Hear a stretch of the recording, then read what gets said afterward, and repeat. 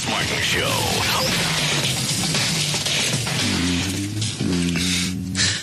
Reading CNN here. NASA now says the Discovery is okay to fly home.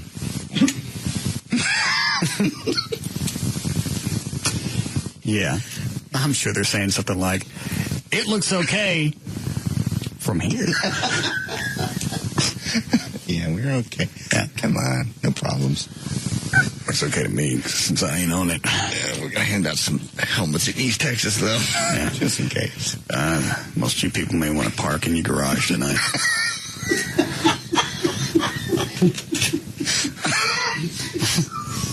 Jesus.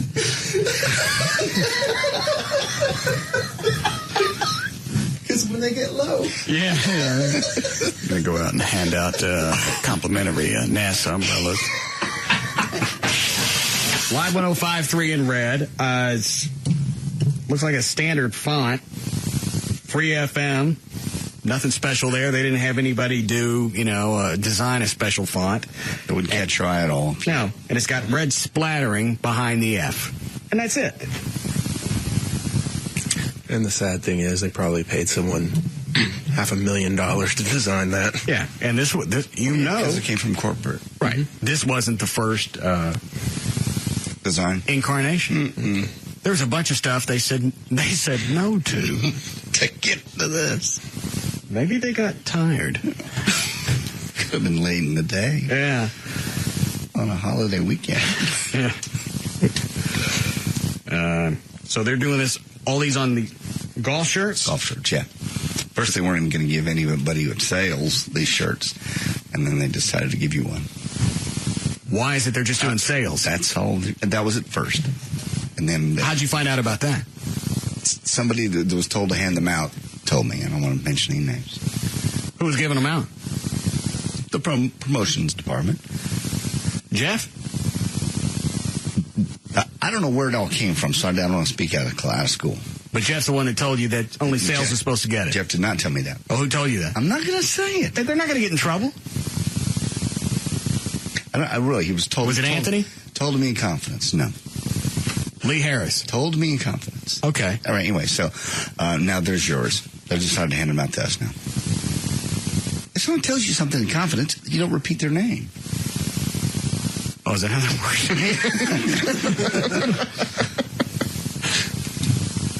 Wow. Yeah.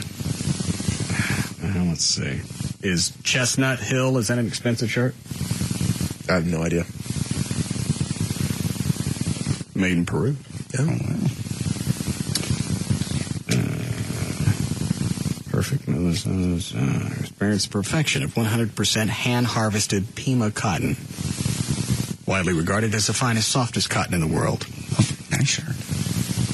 Enhanced with a caliber of detailing and styling you can only find at Chestnut Hill. Enjoy. It's only the sales department. Yeah. Not the on-air staff. Not the people that are going to be out pushing this. The new slogan, the free FM, people in sales who don't like to sell. That was at first. Then they've decided to give certain air personalities. Okay. Well, who did they come from originally? Obviously, I guess it was going to be David Henry. Probably. Started there. I have no idea. So who told you? Please. I was just asked. mouth it. I was asked in confidence. Okay. That's when I don't do that. Or the person will never tell me anything else in the future. All right. I'm not going to say it on the air. I'm just curious to where it come from. Just mouth it. Do it again. Cut off the mic. No, that bit's getting old. Mark Davis? No. No. Who works here sounds like Mark Davis? Don't. The name. Mark Thomas? Is it Mark Thomas, sales guy? No. Yeah. Can we go? After 7. Let's go. All right. I have to get home. Sleep. Is it Mark Harris? No. All right. Nice Peruvian-made T-shirt. Brand new logo stitched in there. Medium, my size. Perfect. It's a nice golf shirt. Give it to you. There, Trey, it's yours. one of the sales guys just called in. He said that the reason why they got them first, at least the way it was told to them, was because since they were going to be out at Texas Motor Speedway over the weekend entertaining clients and such, they wanted them all to look uniform. All right, good. Now Trey is the owner of the shirt. Chloe? You want to pass it off? All right. Put it on the wheel of punishment. That ain't right. The Russ Martin Show.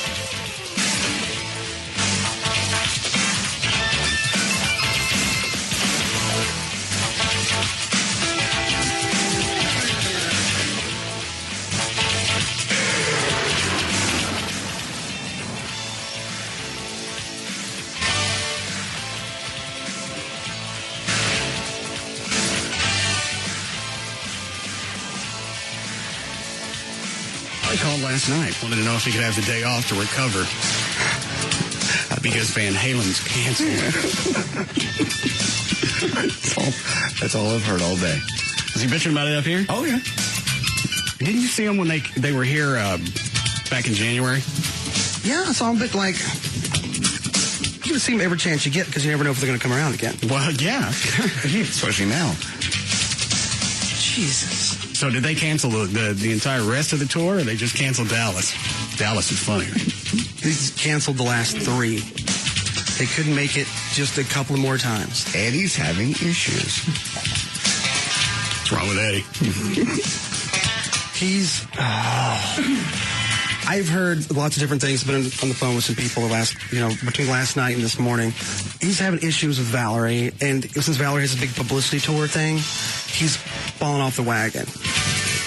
Because she lost weight? I don't know if it's because of the book or what. I mean, like I said, these are all rumors. She's put out a book, and it says a bunch of tells about what happened with Eddie and her and all this stuff, and he just get all pissed off about it. It's stupid. You think you were part of the band, as to what I heard earlier. You think you were like the road manager. Who was he talking to earlier? He was screaming at somebody on the phone. I got audio of it. Just 'cause it was, a friend of mine, he's just, he lives out in California, and he's kind of tied into everything, and he was... One of our sales guys calls me. He goes, you got to get up here close freaking out. Jesus. I just can't. I don't know. Who's on the hotline? That's Matt from the Feds. Oh, I think he heard an earful last night, too. The Feds and Bowling for Super playing that last night at that show. All right. And, you were having a fit there, too? Yeah, I think. I don't really remember much. Do I know Matt? He's a member of the Feds. He's okay. Played with us before. I've heard of the Feds. Do I know Matt? Yes. How'd Matt get the hotline? He's in a band. He's finding out somehow. I don't know. Maybe he's been on with Pugs and Kelly. I don't know. I know they've done a few things with the station before, so. Well, is there a freaking hotline on Craigslist?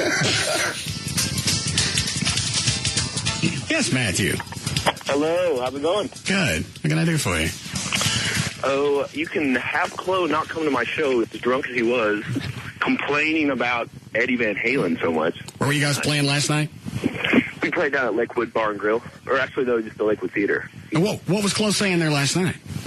He's just ranting on some drunk-induced rage about Eddie Van Halen canceling shows because he's drinking and I guess going through a divorce. I don't know. I could have cared less, but he just kept going and going. Did he get up on stage with you guys? Not that I remember, but I don't remember much at this point. Good time. He wouldn't shut up about it, but apparently I don't know what's going on with old Eddie there. All right. Thanks. That's Matthew from the Feds. How's your cough, John? It's wonderful. Sorry. God. Sorry. I'll be okay. No, you won't. I've waited to take my medicine. I'll take it in a minute. You're not going to be okay. He's been doing this since 11:30, 12. Well, you can't stay in here and make that noise. I won't make that noise. I'll go take my medicine. I haven't taken my medicine because it's going to make me go. And I've waited until the very last minute to take it. This is exactly the way I played this out in my head when you and I were younger. That at a certain age, we were just going to sit around and talk about the medicine that we have to take at certain times. Yes. What medicine do you have to go take? It's a cough. It's a cough medicine, but it's got codeine in it. A lot of codeine. All right.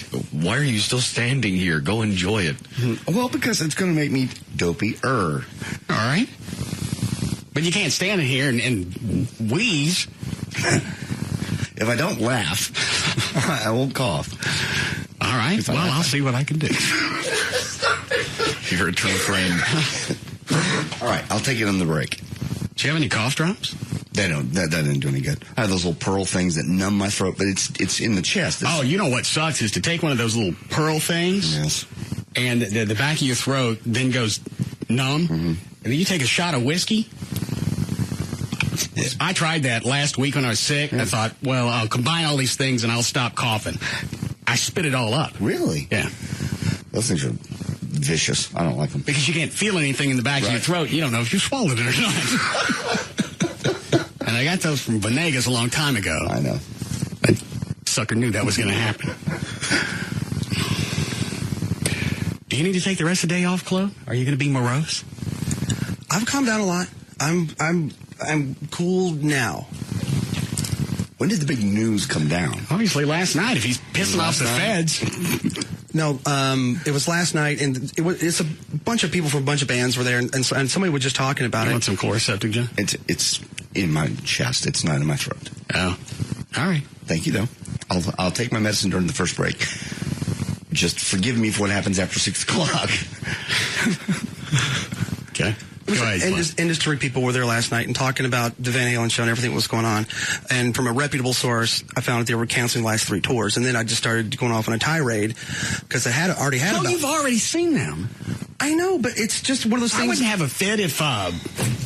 Who would I go to see? AC/DC? Yeah, maybe. It's just like if Angus fell off of something, I wouldn't give a rat's ass. I seen him. I saw him back in '94. JD and I went. Uh-huh. It's not like they changed anything. Well, getting to see them, getting to see Eddie, is kind of like you getting one of your new cars. You know what I mean? It just, like, you remember your second Batmobile, you was excited about that, right? Just imagine it just not even coming, just canceling. What would you do? Oh, I can only imagine. Compare it to that. That's not even a good analogy. Well, I'm just trying to think of something. You're trying to make, all of a sudden, one of my Batmobiles fell off the wagon? Well, I'm just trying to find something to compare it to, something that you really look forward to. You really look forward to getting that. I look forward to seeing Eddie's show. I even heard people say that the show this time around is not that good anyway. That's not the way to play it, right? No. Just trying to help him out. No. Okay. Probably was going to be. Now that they've had time to gel, get back on the road, right, get together, probably was going to be one of the more stellar performances. That's the way you go in life. I see. And last time I had, not really crappy seats, not good seats. This time I had 4th row seats. Uh-huh. On Eddie's side where he plays. Let's see if David Stone could. Yeah, here it is. Here's Chloe pissing about this last night. All right. I don't know. I really don't know if I can come in tomorrow. It's just this Eddie bullshit is just going to cancel the tour. I swear to God. I also want to point out this is the first time Chloe's called me in 3 years. I can't think of any other time for any reason he's called me. I just want the day off. I'm depressed. It's just going to cancel the tour. I just noticed. Where's Trey? Trey had an epidural today. So you took the day off? Yeah. It's pretty serious. What are you getting an epidural for? You have a miscarriage? No. No. I guess to block the pain in his back that he's having. I mean, that's serious. That's what they give, as you well know, pregnant women. They give the epidurals to block all the pain, block any kind of feeling in your spine. So the pain is gone? Pain is gone. So where is he? Well, he's had an epidural. I'm sure he's not doing well. I'm sure. What exactly is an epidural? An epidural is they take a shot, as far as I know, they take a shot, but it's straight into your spine. And I used to do that, kids. Never did that. Used to do that to me when we were doing a TV show. You jam me in the spine with a Phillips head. Okay, let's go. And then Dillo can't come in. He got an epidural. Yeah, he did. Did I know he wasn't coming in? He sent an email. I don't know if you got it or not. He sent one to me saying, I'll try to be in, but I'm having an epidural. I'm having brain surgery, but I'll do my best to make it in. Is he really here? You guys are just checking with him? No, he's not here. Why didn't tell him he could have the day off?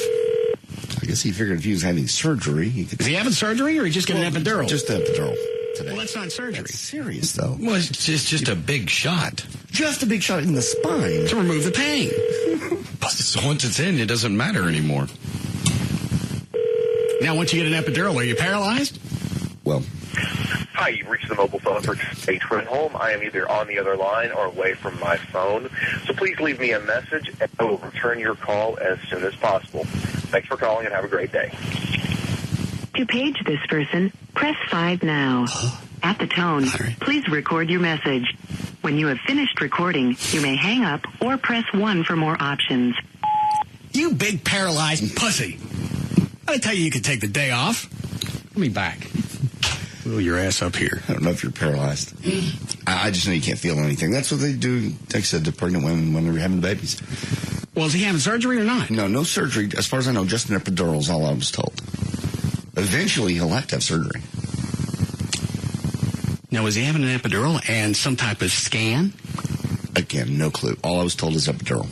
Oh, here we go. For the treatment of back pain, injection of analgesics or pain stuff and steroids into the epidural space may improve some forms of back pain. There. Where is he? Apparently it was more than he could take, and he's at home recovering. Yeah. Yes. Did you know Trey wasn't coming in? Yes. When did he tell you? He said he thinks he's coming in about 4-ish. All right. Yes.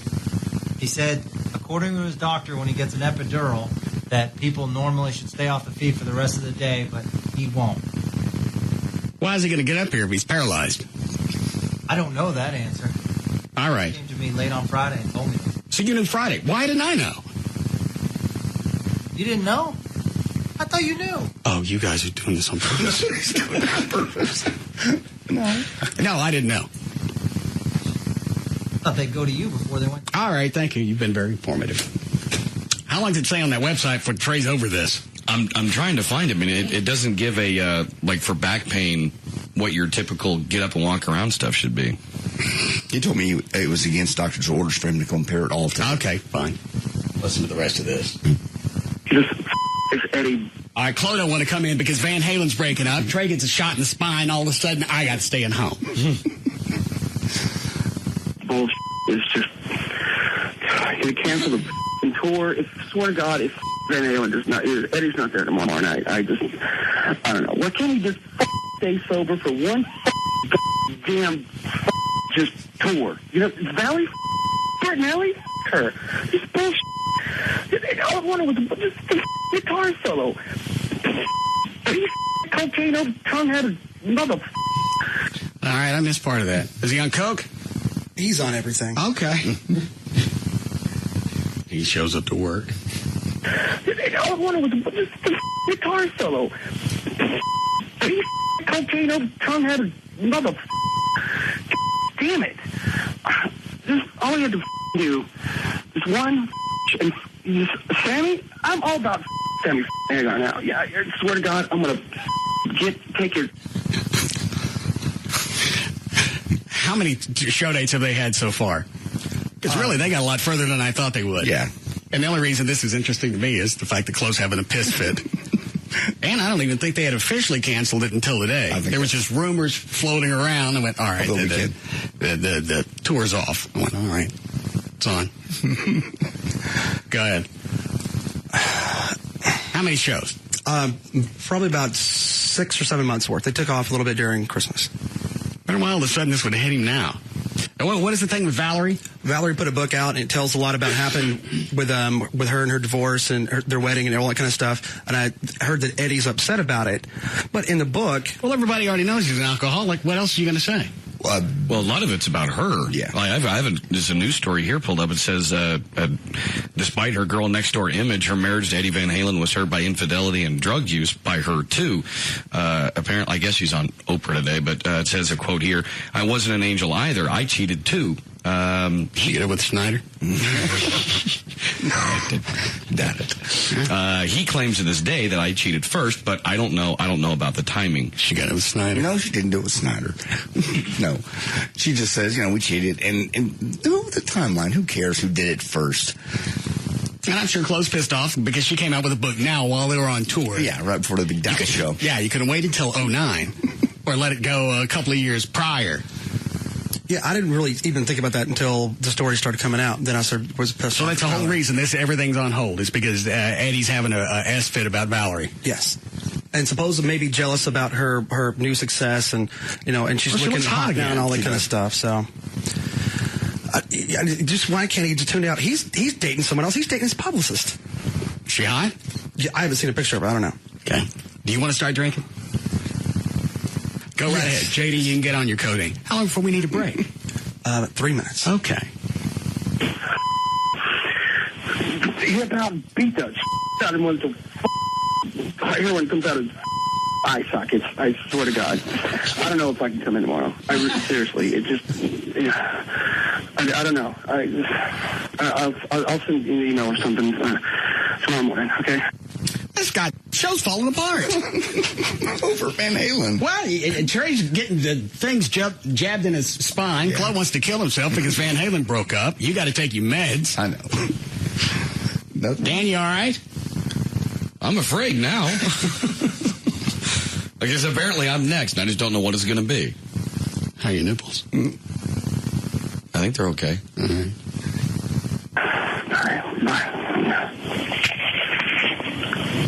Or what made you decide to come in? You just suck it up? Well, I didn't want to get in trouble. So anything else? Is the tour just canceled or just a few dates? I don't know what's going on at this point. At a certain point, I tried to just tune it out and just get ready for the show. Well, what were you doing to the feds last night to where Matt, who I don't know, just called me on the hotline complaining about it? I was just bitching about it. I don't remember bitching that much about it to where he'd feel he needed to call in. But that's all he was going off today. Oh, yeah, absolutely. To the point where the sales guys called me down in my office and went, "You don't want to." Why are they calling? Because he was making so much damn noise, throwing things around in his office. Oh, upstairs? Yeah, he's throwing a fit, and they said, "You may want to come up and listen to this. It's pretty funny." Well, no, whenever I was talking... He's right across from Robbie. You know Robbie? Right. That's who called me. I was getting wound up when I was talking to a friend of mine, Chris, in California. He was telling me all about what was going on. Okay, all right. The fact that it's Valerie's freaking fault. Okay. Well, then we'll go get the bitch. You going to start drinking now? Yeah. All right. Why don't you bring the codeine in for everyone, John? I will. Have a big time. Load up a break. All right. We'll be back.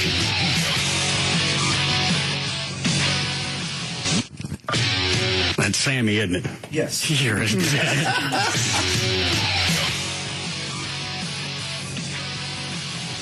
back to the Russ Martin Show.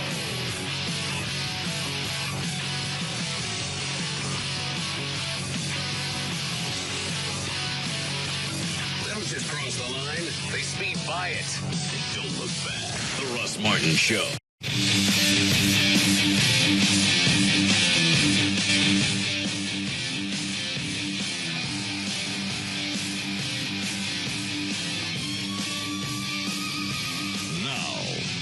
To the Russ Martin Show.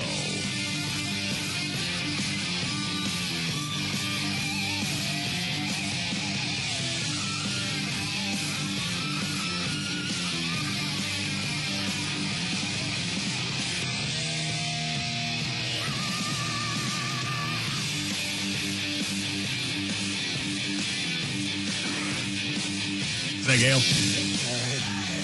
Gail. Hi, Russ. What do you got? I've got Don Davis Auto and not a whole lot else. They just cleared the wreck southbound 75 before 635. It was backed up to around Arapahoe and Richardson, so it's still kind of slow. LBJ between Coit and Simmons, crawling pretty much both ways. On southbound Central at University, there's a wreck, but it's over on the right shoulder. Oh, did I say? Yeah, I said Don Davis. I'm Gail Lightfoot on the Russ Martin Show. Thanks, Gail. Down there, 30 for the overnight low again tonight, so freezing pretty much. Mid-50s tomorrow. We're at 40 now at Live 105.3. All right, and Chuck's not here. Where is he? He's Bob Seger breakup? No, I believe he's still sick, too. All right.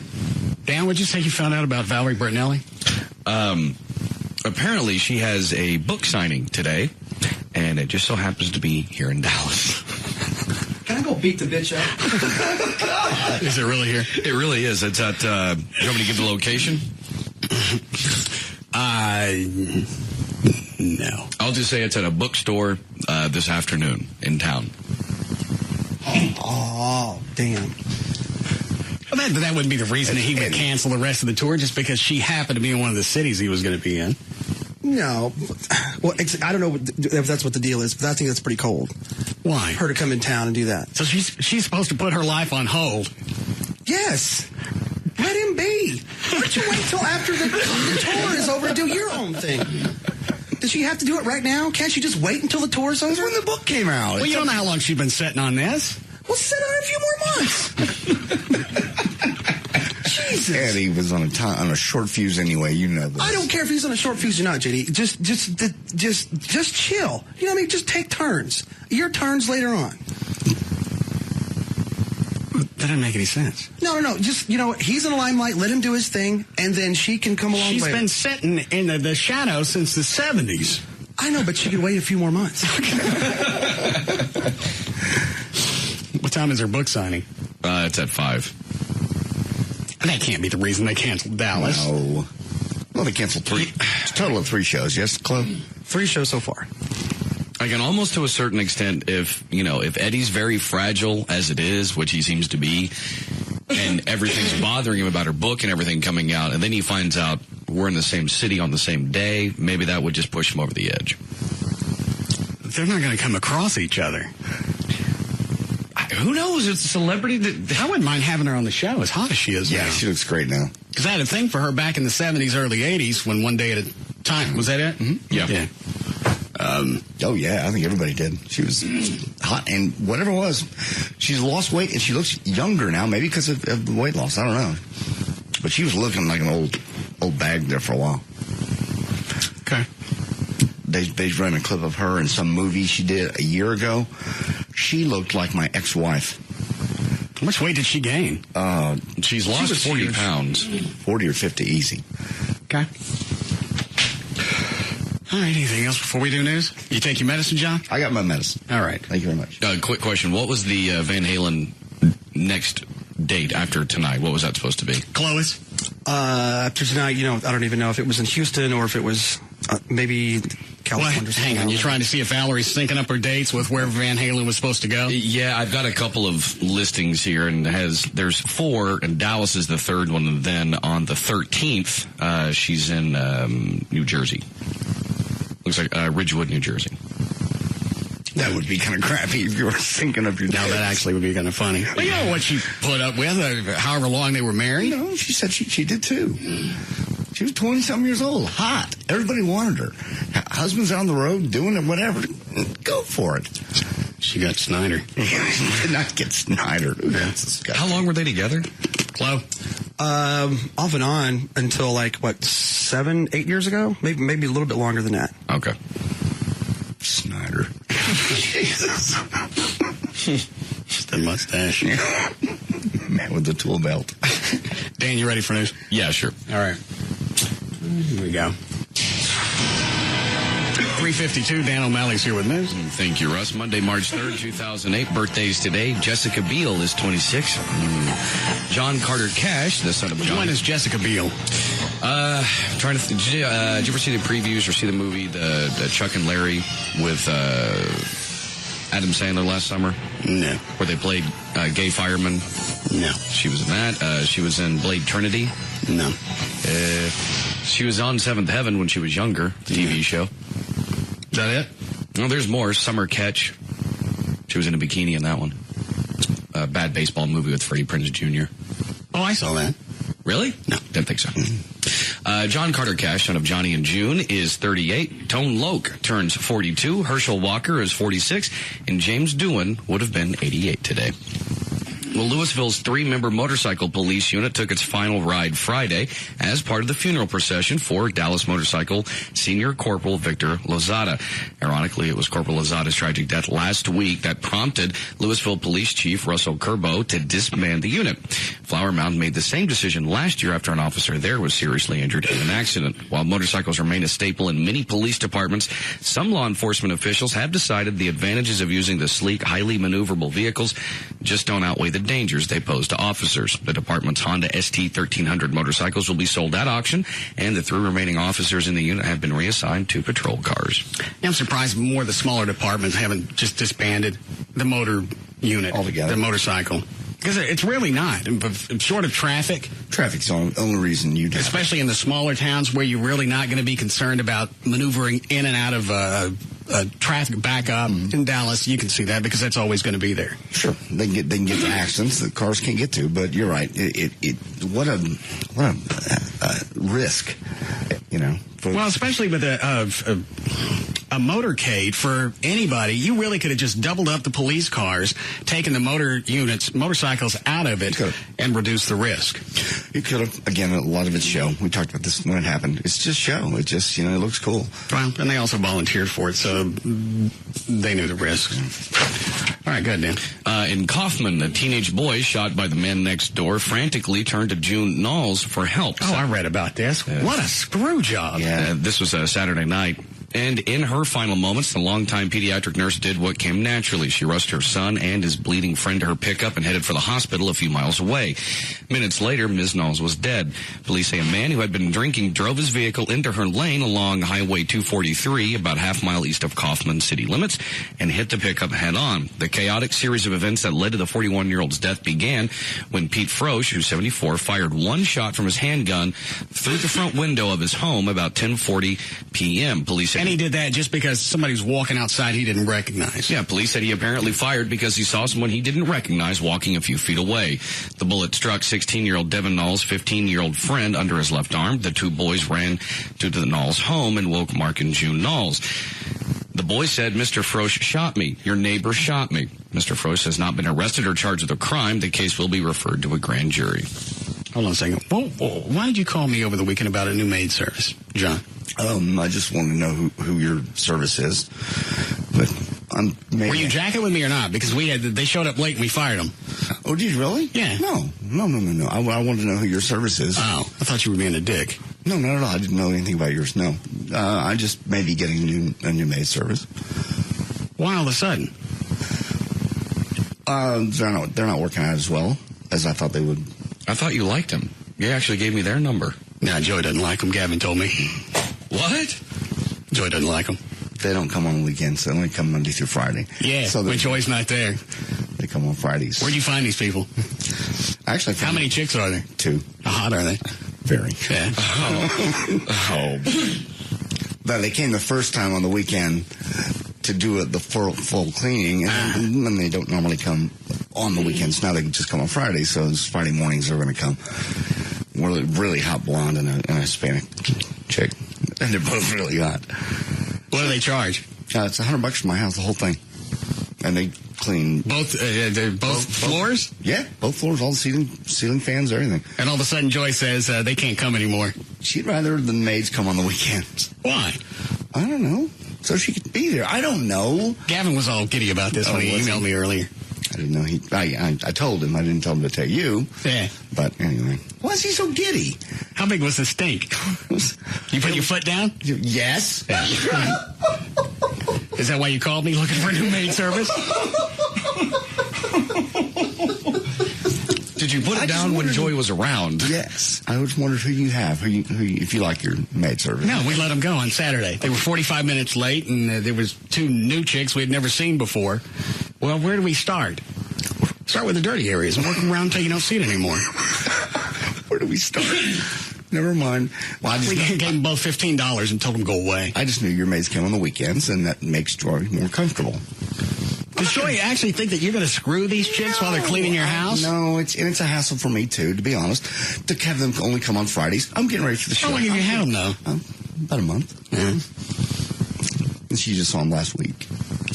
Anyway, that's all. I just was going to get... How big was the fight? It was all weekend. You fought about it both days? Yes. Off and on. What'd she say? She just preferred that the maids come on the weekends, and I said, I'm fine with that. I don't care really, but these people do a really good job, and they're really affordable, $100, and they for 2 full hours. And they're hours. both pieces of ass, and they're both hot. Yes. I didn't say anything like I want to screw them. I didn't bring it up. She did. She saw them, and she goes, "Well, they're awfully hot. Why do they got to come on Friday? Because they don't work weekends. Most maids work weekends. They don't." Okay, so that was the end of it. That was the end of the story. No. She had to let them go. I haven't fired them yet, but I'm going to. I just want somebody that'll come on the weekends. That's all. That's well, Joy can watch you. Make sure you're not screwing anybody. That's me. I want that. Cough medicine's kicking in. Oh, God. I want that. How can the argument go all weekend? Just because I got pissed. Especially once you pushed your spine collapsed and you went, all right, they're fired. Why would the argument continue? Just because I got pissy. It continued all weekend. I felt like crap, and I didn't want to take any of her crap. So you let it go for 2 days. Yeah. Well, you can have the chicks that I fired. They're not very smart. They're late. But they work on the weekends. I'm sure I can find somebody that works on weekends. I don't want late. Are they hot? No. No. And they're stupid. Stupid and late, I don't need. But they still work on Saturdays. We'll find somebody in the neighborhood. I'm going to ask my neighbors. My neighbors have maids that come. I'll find somebody. It would be easier for me, too, if it was on the weekends versus a Friday. Well, how come is it you decided not to make a change until Joy crawled up your ass and told you to stop? Because I wasn't doing anything to stop. I wasn't messing with them. I wasn't hitting on them. They're just hot and they happen to be Who's the guy at work that's hitting on her? Oh, her security guard? Yeah. Yeah. Outside the building, every time she goes to smoke, he conveniently goes out, leaves his post, and goes out and stands and tells her inappropriate jokes, sex jokes. Hey, did you hear about the one about whatever? And she says, oh, yeah, he tells me jokes that are really inappropriate. I said, so she gets to hang out with the security guard, but you can't have maid service. You make it sound pathetic. I've been telling her that the guy's hitting on her. She goes, no, he's not. He's not hitting on me. He comes outside when I smoke. That's all. I said, that's what the other guy was doing that was hitting on you, and you didn't think he was hitting on you either. Yes, if the guy leaves his post in the building and walks outside, every time you smoke, just you, right? When the other chicks are with you, no, they don't. He doesn't come out. It's just when she's by herself. There's no trust in this relationship. There's totally trust. She thinks you're screwing the maids, and you think she's screwing the security guard. Yes. Is that bad? No. And you're having a fit about that? About the security guard? Yeah. Because she doesn't see that he's hitting on her. Do you think she's going to screw him? No. You think he's going to draw down on her and make her suck it? It just bothers me that chicks don't see, or she specifically doesn't see when guys are hitting on her. Well, if she doesn't see it, then there's no foul. Well, if she doesn't know it, then she's not going to return the flirt, and there's nothing going on. He's still doing it, and it's still pissing me off. Leave him alone. Turn him in to his boss. He's leaving his post at the business. This guy probably don't make $5 an hour. You want to get him popped just because he's hanging out with Joy? Yes. Just headache. And then Joy won't let you have a maid service because they're hot. I agree with her that they need to come on weekends. Why? Because on Fridays I'm getting ready for the show. I don't need to be bothered with the maids. Well, how are they bothering you? Or do you have to watch them the whole time that they're there? I can't leave the house or do anything, no. I mean, I don't know them. All right. Well, would you leave the house anyway? No. Okay. Well, then there's no quandary. She would be more comfortable if I got somebody to come on the weekends. And I said, okay. What if you got somebody fat and stupid to come during the week? Because I got a maid service to recommend. Why don't you give me the hot ones and I'll let them come on Fridays? Okay. If you want their number, they're very good. They're very clean. You do a great job. Okay. $100. Go ahead, Dan. Jesus. Okay. How are we doing, Cliff? 5 minutes. Good. The weekend means garage and estate sales in many Dallas neighborhoods, and with them, an onslaught of signs pointing the way to bargains. But the unsightly signs have some city leaders ready to put a stop to the sales altogether. Because the crime rate's 0 in Dallas. Yeah, we solved that. Crack houses are gone. No, they're there. So we're gonna go after the ones putting up garage sale signs. And the great thing is, you know where to find them because they got their address on the sign. District 4 Councilman Dwayne Caraway has proposed a moratorium on such sales in his district. City records show about 1,300 yard sign violations per year. Hundreds more go unreported. But those who follow the rules say a total ban may be going too far. Wait a minute, back up. Who reports the other ones? You say you're like 1,300 violations? Per year, yeah. All right, and then how many go unreported? It could be hundreds. So you got somebody eating up city time that's reporting those 1,300 signs that are up. Yes. And who handles that? As far as code enforcement, is that what it would be? It would have to be code, yes. Yeah. And those who follow the rules say a total ban of garage sales would be going too far. Bob Williams of Jeff Hamlin Estate Sales has been selling used clothing, furniture, lawn equipment, and household goods in yards and garages for 18 years. He works for people who are looking to move. This week, Councilman Caraway proposed... How this is as retarded as the panhandler ban. Because you're going to eat up city service. Dwayne Caraway's the one with the pants thing. Yes. Who sits in their office and comes up with these? Okay, this week we're taking on. Well, I get the thing with the Caraway with the pants thing. At least he got attention, and he's trying to do something with youth groups. I get that. I think it's a waste of time, but he's doing something. But now you're going to eat up city services to go around and write tickets because people have up garage sale signs, or we're still wasting time with the panhandlers. Somebody's going to have to go out and look at all the signs, write down the number, go find out who it is, write them a ticket. Good. This week, Councilman Caraway did propose the moratorium on yard sales in his district. He said he was tired of seeing sale signs polluting some city streets, often for weeks at a time. Caraway's proposal has the support of some other council members. City well, staff. Then you're going to have to ban all signs. You can't have political signs. You can't have the ones for the schools. My kid's a cheerleader. You can't have anything in the front yard. Lost dogs? Whatever. If that's going to be your big push, just focus on the pants thing. You got that thing handled. Well, and what I think is stupid, obviously, is Caraway saying, I see all these signs and they're up for weeks. Well, if they bother you so much, get out of your car and pull some of them up.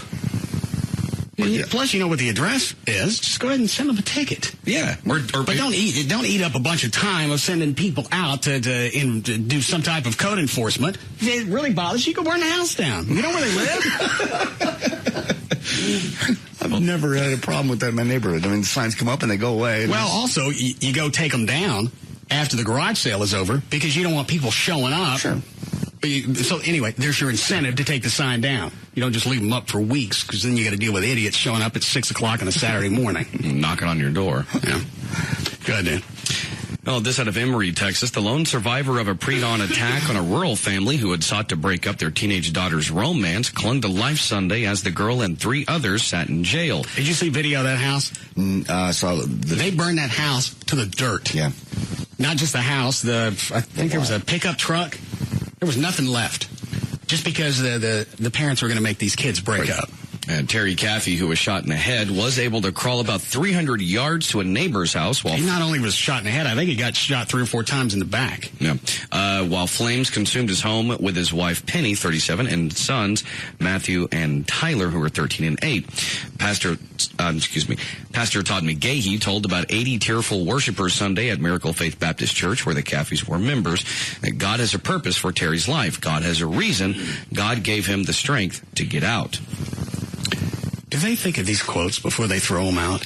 No, but when you're a minister, I mean, you have a horrific story. Yeah. You've got an entire family short of the father that's dead, and then you throw out a quote. Well, God had a purpose for him. No purpose for the other people that got caught in the fire. Their defense would be, well, God did have a purpose for the people that passed on, and that's why He took them home. I hear that all the time from pastors trying to make everybody feel better. I don't get any solace out of that. I never have either, and I never understood when people... I can understand how some people would. It's never stuck to me. Well, God had a plan for this person, so took him at this point. It almost short sells the other people that died. Well, He had no purpose for them, so they perished in the flames. I would just at a certain point, I'd keep everything to myself. Yeah. Well, as a pastor, you try to bring God and some. It's a tragedy. We'll pray about it. Yeah. But don't throw out the phrase of, well, there was a purpose for him, and the rest of them just had to eat it. Especially when it's something as tragic as this. Hi, Trey. Hi, Russ. How was your epidural? Dandy. Nothing like having some needles shoved in your spine. How many did you get? It's 3 total. They give you a local and then 2 injections. Why'd you come to work? I got a voicemail calling me a paralyzed pussy. Oh. All right. So do you feel anything now on your back? Yeah, I feel where they shove needles in my back. Fair enough. But you don't get any relief from the pain of, what do you got, something that's... Cortisone. Okay. Actually, yeah, I am feeling a little bit of relief, but they said it's going to take 2 to 4 days before I fully know how well it's going to work. Is there any type of, does it paralyze that area, or is it just like an analgesic? It's basically to try to get the disc to go down because they're swollen and pinching the nerves. Okay. Do they think this will be the only time you'll have to have it done? Oh, no, if it works, it'll be every probably 3 to 5 months. How big's the needle? About 2 inches. How thick is it?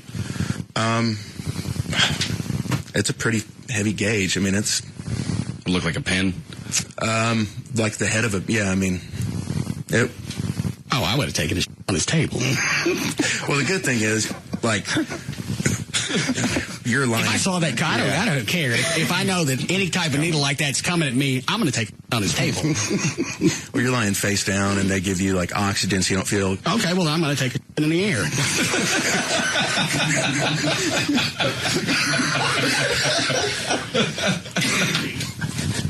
I'm not...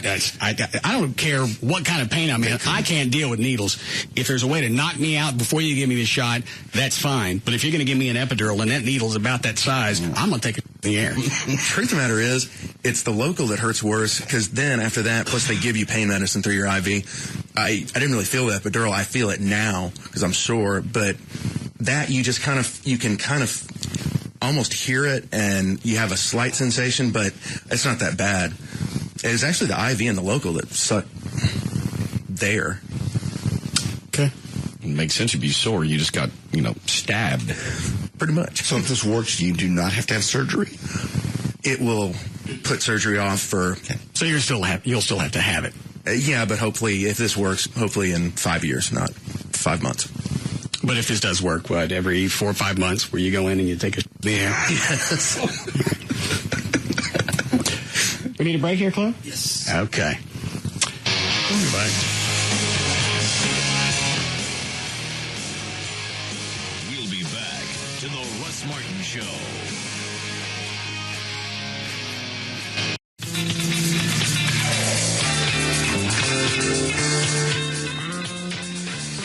Now, back to the Russ Martin Show.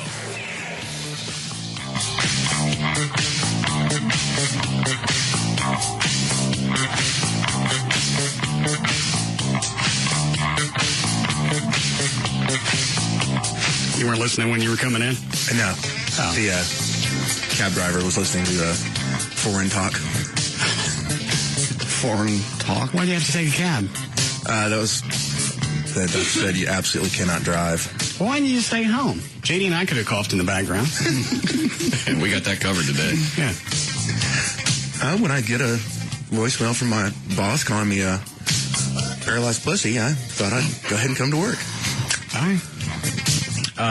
Yeah, Chloe is having an S-fit because Van Halen canceled. When I saw it, God, early this morning, they thought it was still on. So when did they announce that? I think it was right before noon. It was a rumor last night, and Chloe's having a... Where were you having your fit?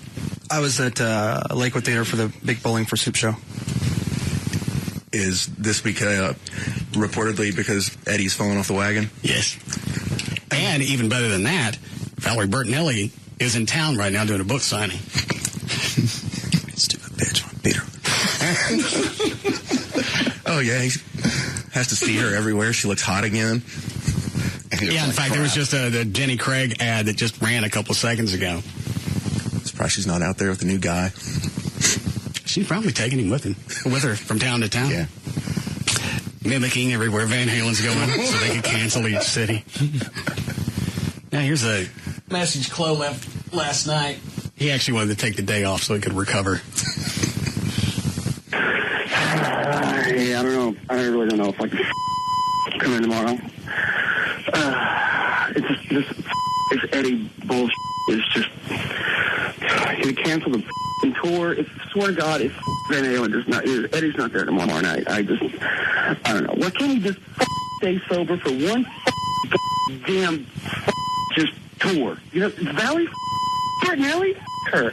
This bullshit. All I wanted was the guitar solo. Piece of cocaine over tongue had a mother. Damn it. We're not sure what that was, so I didn't really care. I think JD said sales called because Chloe office is upstairs now with sales. They called to get JD's ass up there because Chloe's tearing the place up. I just looked over there, and Chloe never looks mean or evil, and he looked almost demonic.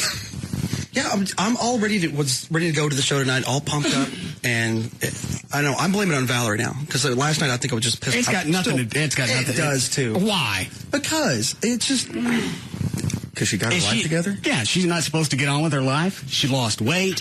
Now she's got some type of resurgence. She's got a book. She's going from town to town, canceling concerts. That's too much of a coincidence that she's in town the same time the tour is.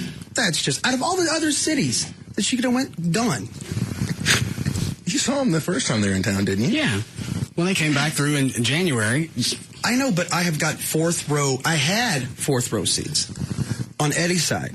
And the bad thing is, now that they've had this 5-6 months to tour, you know that they've gelled, and this probably would have been the best show they've ever had. I just wanted to get there and see, Eddie's fingers and see everything that he was doing. Probably the last time, too. Yeah, I can't see them putting this back together. No. Especially if Eddie can't hold it together just for a book signing. Jesus. Probably staying in the same hotel. Why don't you go to the book signing, Chloe? Tell Valerie about it. I will. What is it, 5 to 7? It didn't have an end time. It just said 5 o'clock. Normally they're a couple hours, right? Yeah. I'll let you go early if you want to go out and have a visit with her. Just might. Somebody give me a ride? All you had to do is one and Sammy. I'm all about Sammy Hagar now. Yeah, I swear to God, I'm gonna take his hip out and beat the out of him when heroin comes out of his eye sockets. I swear to God, I don't know if I think Chloe's having a fit last night at the where were you? Lakewood. Yeah. Bad enough to where one of the bands, the Feds, called up complaining about it. Wow. And what did Sammy do? He's just all about Sammy now. Oh, okay. Yeah, now I was always kind of on the fence. Sammy, Dave. I don't know.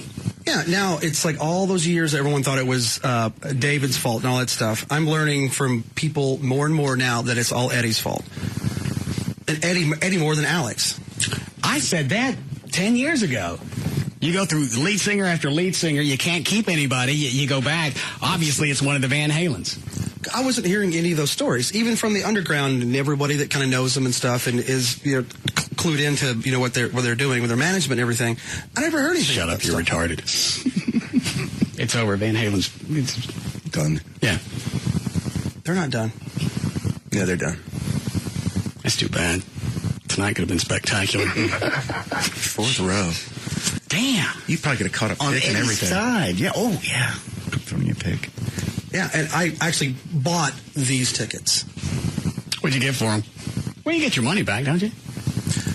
I don't know. I bought them through kind of a weird broker thing. I don't know. So. Well, maybe he'll be back. All right, Dan, what else you got? All right. Well, the UN Security Council approved a third round of sanctions. Hang on a second. Let me play these 2 pieces of audio. I was playing this during the break. This is the one that Gavin sent me of Jim Wright. Okay. It may be that we will go through the convention with neither across the... All right, got it? Got it. Jim Wright. And here's one of Droopy Dog. Oh. You know what? That makes me mad. Oh. Right? It might be that we will go through the convention with neither across. God. And droopy dog. That makes me mad. Oh. Oh. What's the matter, Dan? How do you not know that? It is all together. How do I not know what? If I'm in Jim Wright's situation and I sound like Droopy Dog, you would never hear me speak. Or you would only hear me speak as Droopy Dog.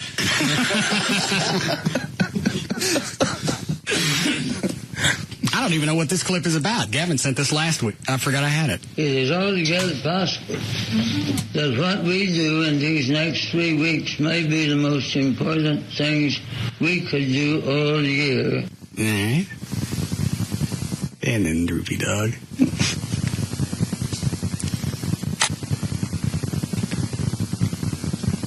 Oh, come on.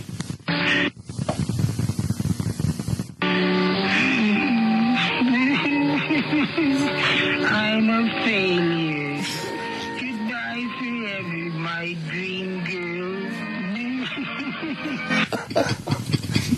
Stop. It is altogether possible that what we do in these next 3 weeks may be the most important things we could do all year. Yes. Stop it. It makes me mad. Makes you mad? He lives here. His family lives here. Yeah, we've had him on the show. He's in a nice book. guy. He likes us. He does. And trust me, it's not that I don't know. What, Dan? I just said, and trust me, it's not like his family isn't aware of it. Oh, I know. Mm-hmm. All right, I'm done. It is altogether possible No, you're not. that what we do in these next 3 weeks may be the most important things we could do all year. I mean, I feel bad for the guy. He had part of his tongue taken out. Yeah. But Dan's right. If you sound like Droopy Dog, I don't think I talk to many people. And that he was addressing a pretty large crowd. I'll tell you where that comes from is when Hillary was over in Fort Worth, he kind of opened up for her. Oh, he did? Uh-huh. Yeah. Okay. He's a great guy. We've had him on the show. He tried to explain the Wright Amendment to us. Yeah, I remember that. Here's what happened. Here's what happened. Yes. Yeah, planes coming from every city. Planes coming in from every city? That's pretty close.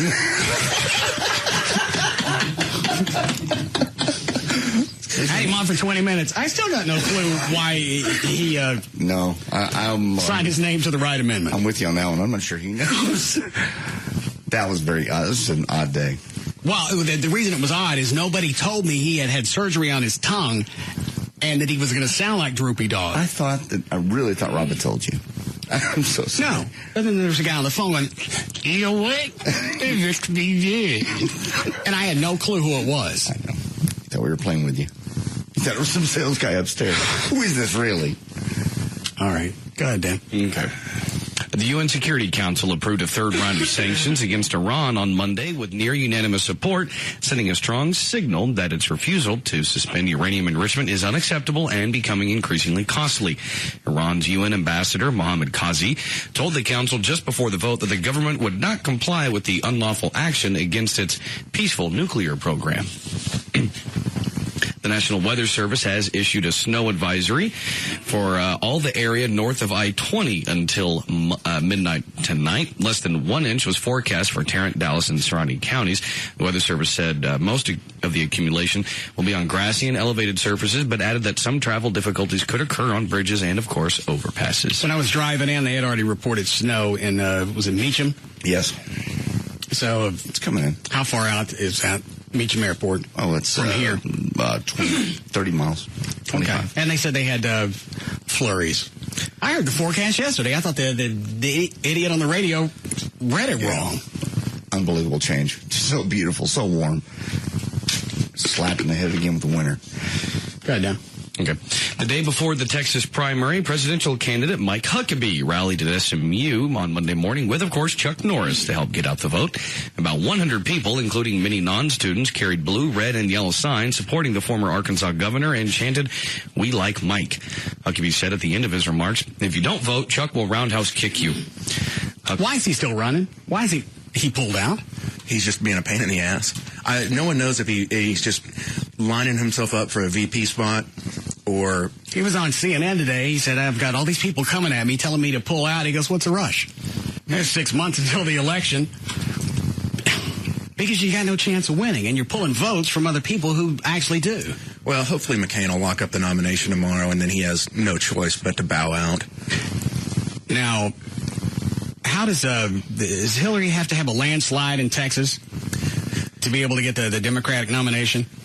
Yeah, not a landslide, but she needs a pretty convincing win. Isn't it like 70%?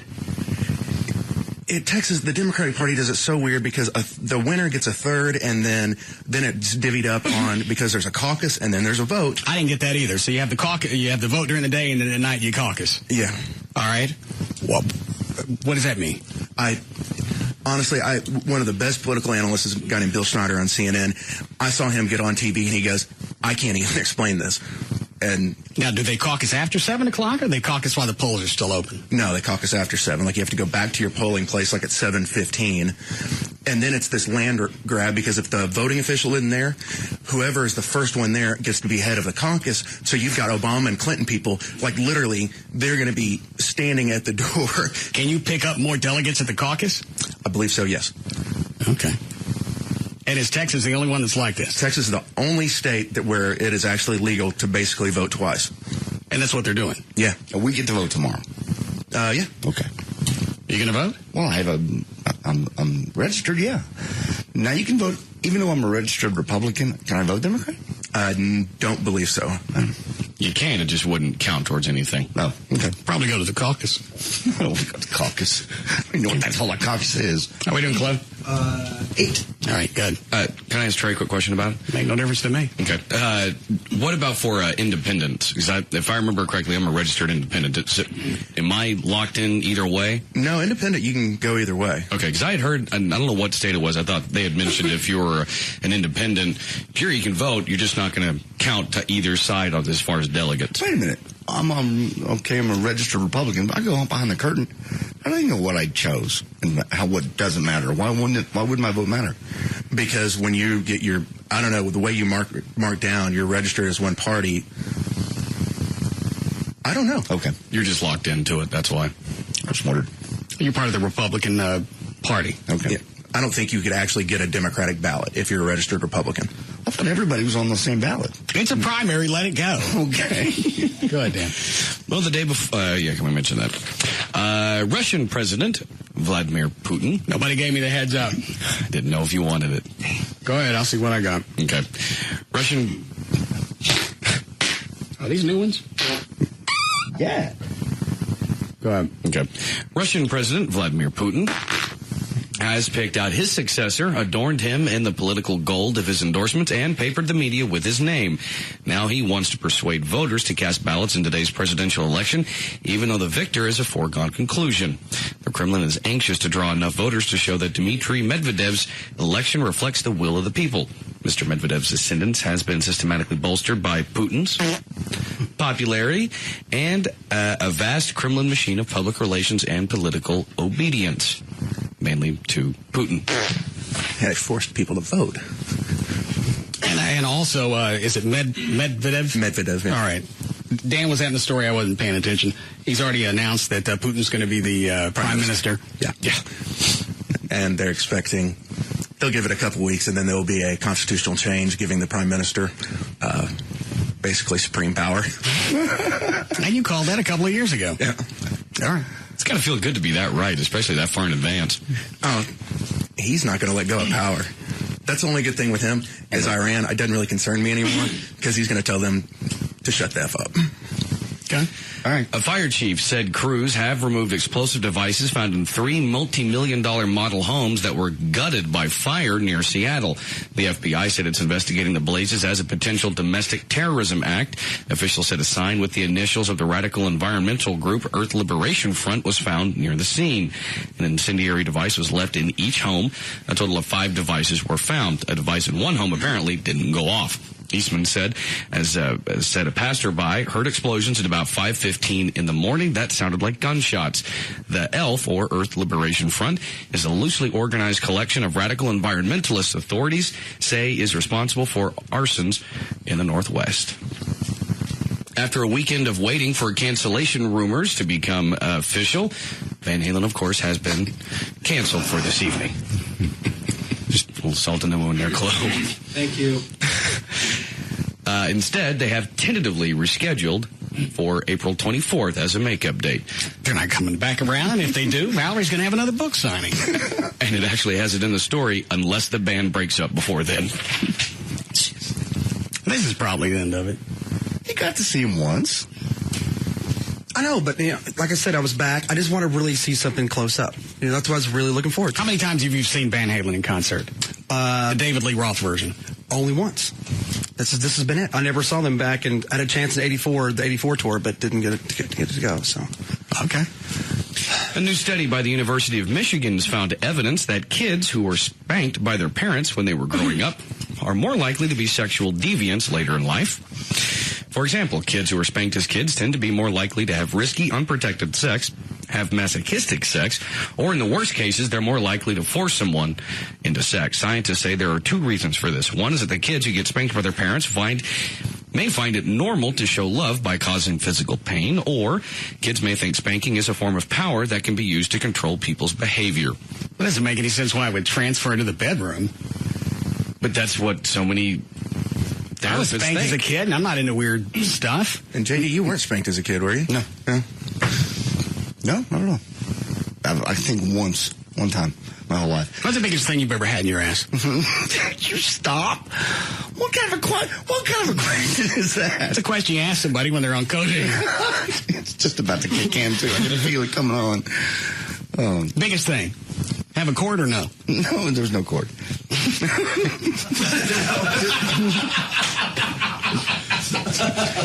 Came from the produce section. Let's just quiz JD until 7. Cough medicine, shut up. Did you stick it in yourself or was somebody helping you? I had to help. Now, did you wait till you got home or did you actually do it at the Kroger? No, wait till you get home.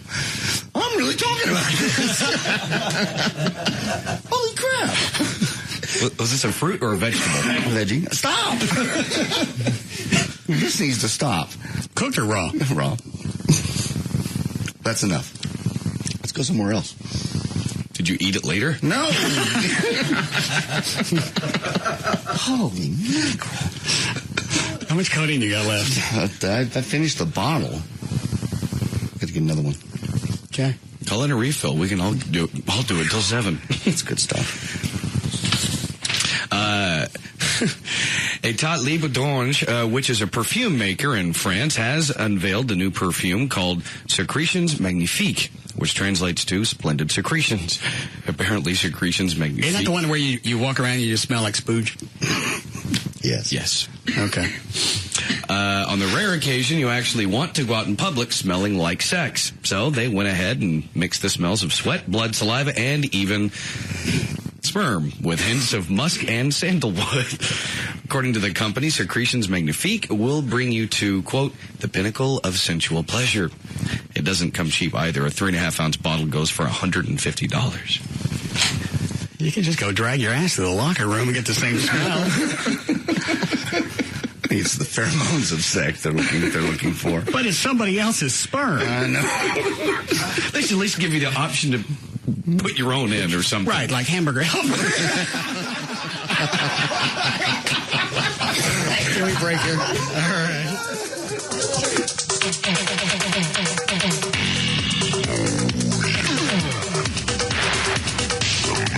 We'll be back to the Russ Martin Show.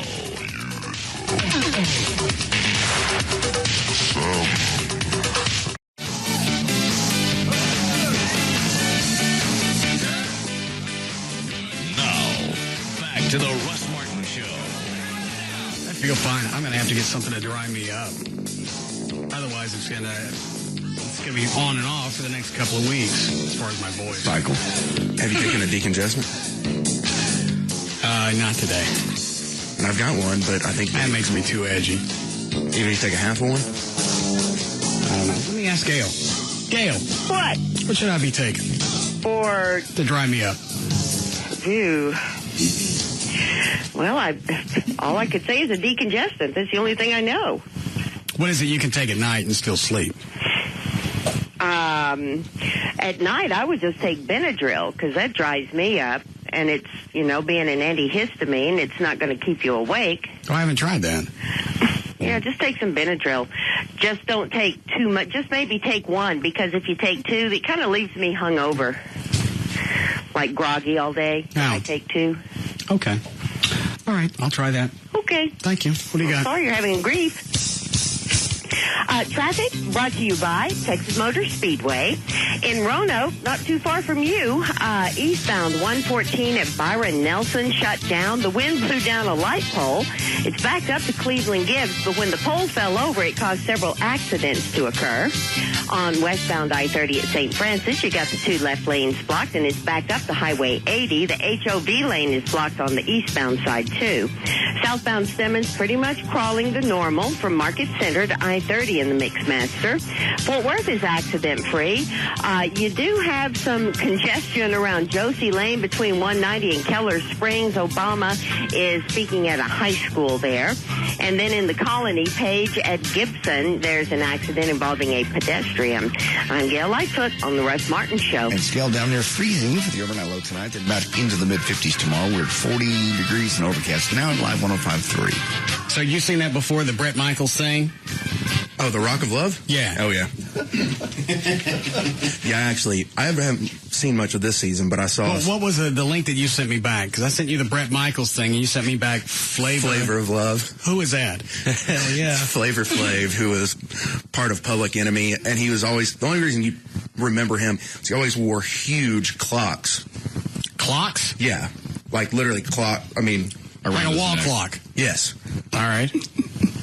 So bad. This is such bad television. It goes. It's have you seen the Bret Michaels thing? I have. Yes. It goes. It's almost like a Saturday Night Live skit of bad television. I woke up from a nap last night. I don't know what time it comes on, and it's on.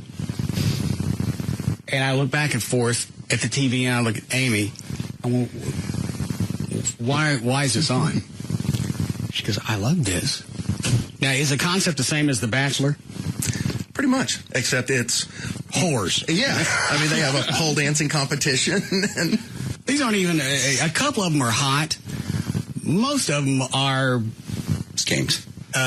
Daytime topless dancers. Are ones that used to be hot and they've been rode hard. And why wouldn't the producers get at least smoking hot women? I mean, that show's beyond. That one, the Flavor Flav is another one that I just train wreck. All right, and I got it right. At the end, he picks a certain amount of chicks, and instead of getting a rose, you get a backstage pass. Yes. Is that right? That's it. Because I really thought I was still drunk. No. Because the episode that I saw last night, he takes all his whores, and they put on some show for a bunch of vets. Probably. And so they got to put on like a USO show for the men in service. And they can't dance. They can't do anything. All they can do is strip. One of them tries to sing the national anthem. No freaking clue what the words are or what country. And back and forth. I keep looking at Amy and the TV set. How's this still on? And then after that, this one wasn't bad enough. Then we got to watch Scott Baio, 46 and pregnant. I still don't understand that one. Well, and that one was on for an hour, too. Because last year it was, Scott, I'm 45 and single. And then he got a girl pregnant, and I guess they're getting married. I don't know if they got married, but now it's I'm 46 and pregnant. So, and this just follows him around, because that one I haven't seen. Yeah. The episode I saw last night, they're going to different places, looking for plates, whatever it is you get when you get married. Right. And they're following it. And the kid's already born. So I don't understand why they're getting married. I guess he thinks he's doing the right thing. Now, how's the whole Bret Michaels thing supposed to play out? Is he going to pick one of these whores at the end of the series? And that's what it's supposed to. Like last time, though, he picked one, and I think a month later that blew up. So, and then same thing. Flavor of Love. Instead of getting a rose, they get a clock. Of course, a big clock to wear. The only reason I know about that show is because it's on the weekend recap show they do on E. I'd like for you to stay in my house. So, bam! Feel my pimp hand if you would stay. Instead of a rose. And with Bret Michaels, he said, I'd like for you to accept this and continue to rock my world. Oh, God. Why is it they couldn't get anybody really hot to be in that group of chicks? And he's got more mascara on than the rest of them. I mean, at the end of the day... I'm not kidding. I haven't seen it. It's not like Poison's had a hit in 15 years. Yeah, but he's still putting out some music. He had a country album. Okay, but his prime group is going to be late 30s and mid to late 30s that, were teenagers when Poison was huge. Oh, then if you want to go even further. Where are we now? Are we on the Poison or the Flavor Flav? Okay, Flavor Flav in the first... And these chicks get clocked. Yeah, he goes, you know what time it is. You know what time it is. All right. The winner of the first Flavor of Love, she went by New York. Well, then they gave her a spin-off show. Hang on, she went by New York. What? That at the beginning of his show, he comes up with nicknames for everybody. So he calls her New York. Yes. Okay. And then she comes back for she was normal chest size. Then for her show, she comes back with a boob job. A double one. Okay. And that's an even bigger train wreck. How long has the Bret Michaels thing been on? This is its second season. Is he trying to get married? Is that the concept? That's what he says. He wants to settle down and, be in love. But I think he has a propensity to screw everything that moves. None of these chicks are hot. No, the ones last year, in fact, one of them, I can't remember the two runners or the two finalists. One was a dancer, or she had been. Most of them have been. And one of them's from here. Oh, yeah. I think it's hysterical. Last year's was really funny because they had it was the broad spectrum. They had one crazy drunk bitch who was always drunken and causing a bunch of crap. Is she on this season? No, she's not. The crop this season is not as good as the last season's as far as being funny, cute, and things along that nature. And none of them seem to like each other. No, it's a big cat fight. Yeah, they pick the girls, purposely to, for conflict for the show. All right. But if you want to see something funny, a reality show that's on, it's called Rob and Big. It's on MTV. Hang on, is that the great big fat black guy? And the little the white kid on the skateboard? Yes. I've seen that. That one's funny most of the time. Because, their antics, they just don't do stupid stuff. You can tell they're just dumb and don't Is this on VH1 too? It's on MTV. Oh. But if you want another VH1.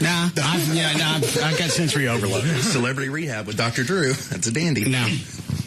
I didn't believe the one was on last night.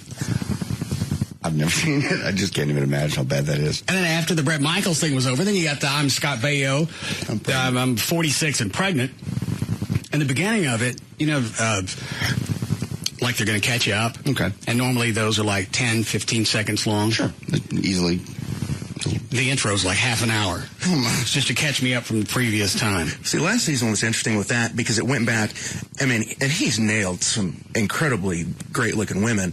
But it went back and, he went and visited all his ex. Started with, who was Joni? Erin Moran? Or whatever. Yeah, and, met with her and talked about how that was their first love. And a lot of them allude to the fact evidently he's got a huge crank.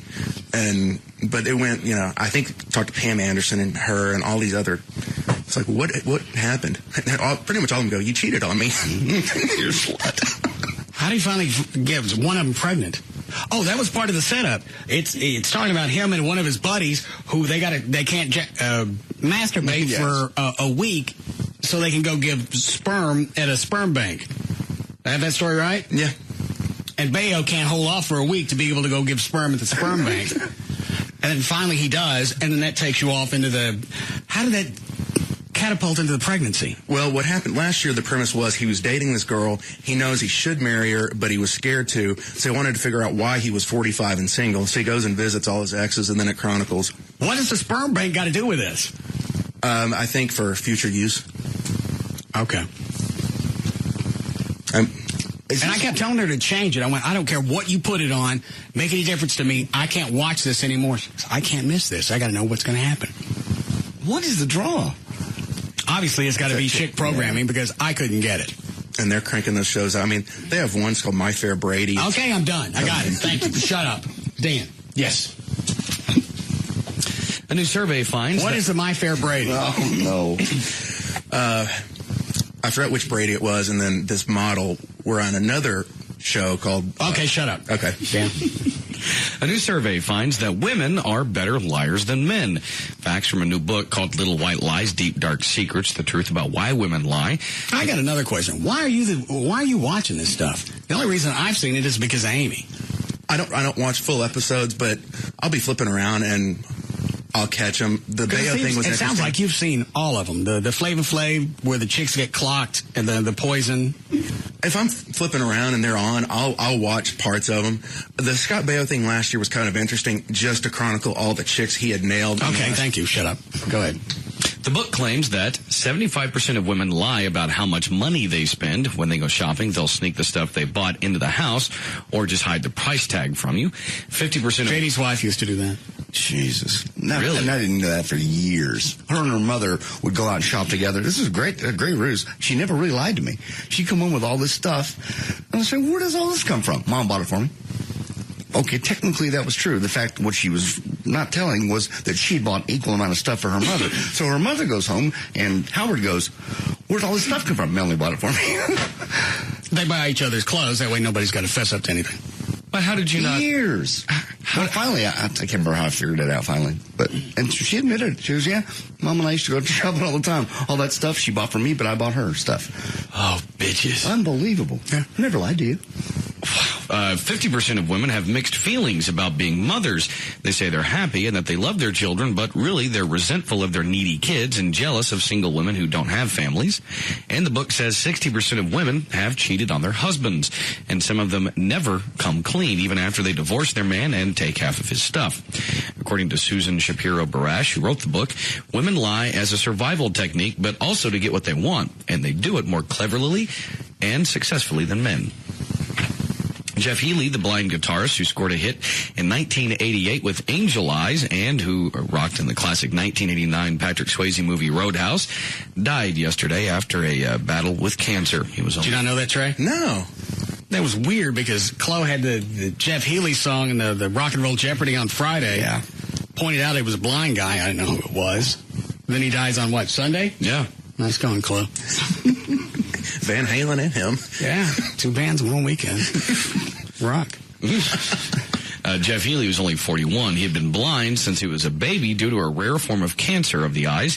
In the past 2 years, Healey also underwent operations to remove cancerous cells from his lungs and both of his legs. He just finished recording his latest album, Mess of Blues, which is still due out April 22nd. Ozzy Osbourne, who started this celebrity reality show phenomenon, now hates celebrity reality shows. He says, I'm sick and tired of it. It seems that every time I turn on the TV, they've got another bunch of celebrities with cameras in their faces. I'm just wondering what these things pay. There's got to be some reason, whether it's Bret Michaels or Scott Baio or whomever, there's got to be something that's going to make them want to do this. Especially with Ozzy, who's got enough cash to last him forever. Well, I think with Ozzy, it was just something, might have been interesting. Well, with Ozzy, this was before there was a plethora of these floating around. Nowadays, I think most of the shows you see, like all the ones Trey mentioned, it's from people that you know and remember, but don't really have a whole lot going on for them right now. So they use it as some type of platform to promote, like with Bret Michaels, his country album. What's Scott Baio pitching other than sperm? I honestly don't have a clue. I think with someone like a Scott Baio, I think he's just pitching the fact that, hey, I'm still here. I'm still alive. Well, and they also show the house that he's living in, and the thing is a mansion. Where's he getting the cash? He hasn't done anything since Charles in Charge. Well, the one thing he had going for him on that, if I remember correctly, I think he was one of the executive producers on that, so he's still going to be getting money through syndication from that. All right. Yeah. So anyway, what Ozzy says about all the new celebrity shows, he says the only good reality show I can think of now is taking a whole bunch of kids, a wild animal, and a bucket of dog crap. That's what I think of the whole thing. Colin Farrell and homoeroticism just seem inextricably linked to one another. It even extends to his new favorite pastime of Russian-style steam baths. He says there's something very basic about rubbing honey on your skin and going steaming with a bunch of strange Russian men.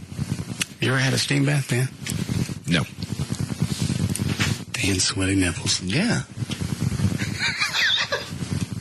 I don't. If looks could kill. I have a visitor pass to my gym. We have a steam room. No, there's really no. I don't even know if do nipples even sweat. Oh God, I bet they do. Please don't look at me and grab your crotch. Great, yeah, automatic. Your hand went right to his wiener. Little beads of sweat. Oh, all the songs are one thing, but don't do that. Ooh, sweaty nipples. Mm-hmm. I wonder if we can tell the temperature with Dan's nipples outside. Probably so. No, you can't. I bet we can. No, they're not thermometers.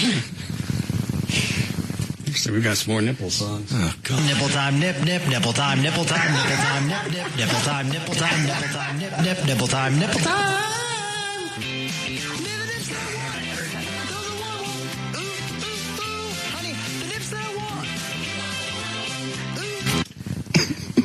And Gavin volunteers to do these. Does he? I was actually going to ask, are you putting him up to this, or is he just on his own? I get an email every morning. Hey, another medley of nipple songs? Absolutely. I don't feel well. It's a good time filler. Ooh, honey, the nips that I want. Those nips I need. Oh, yes, indeed.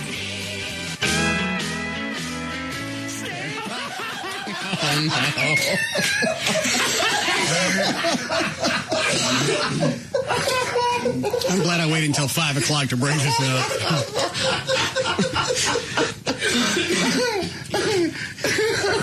Back it up. Please. Right. Dan looks so disgusted. No, there's just no need for this. Oh, my God. The nips that I want.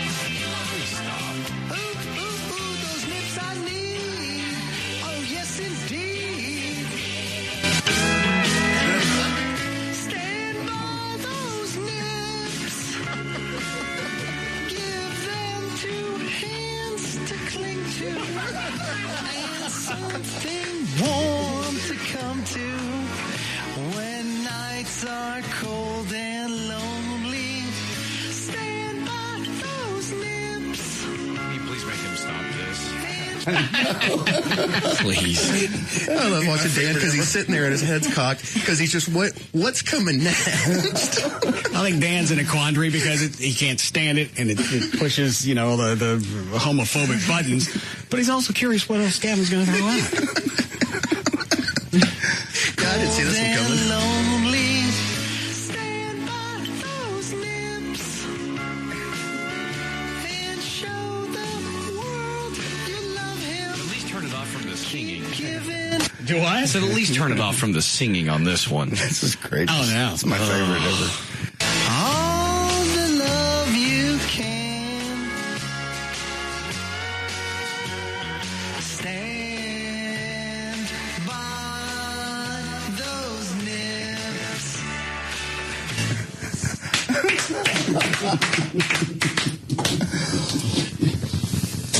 Gavin, do you have any more that you're going to cut for us? Yeah, I can do some more, sure. I have several new karaoke CDs that Joy bought over the weekend. I'll bring up here. Oh, man, I'd love that. Backstabbing son of a bitch. We need a break here.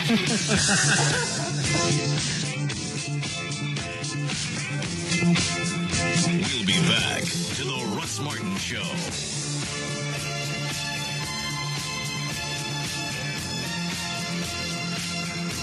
When it comes to afternoons, nobody comes close. The Russ Martin Show.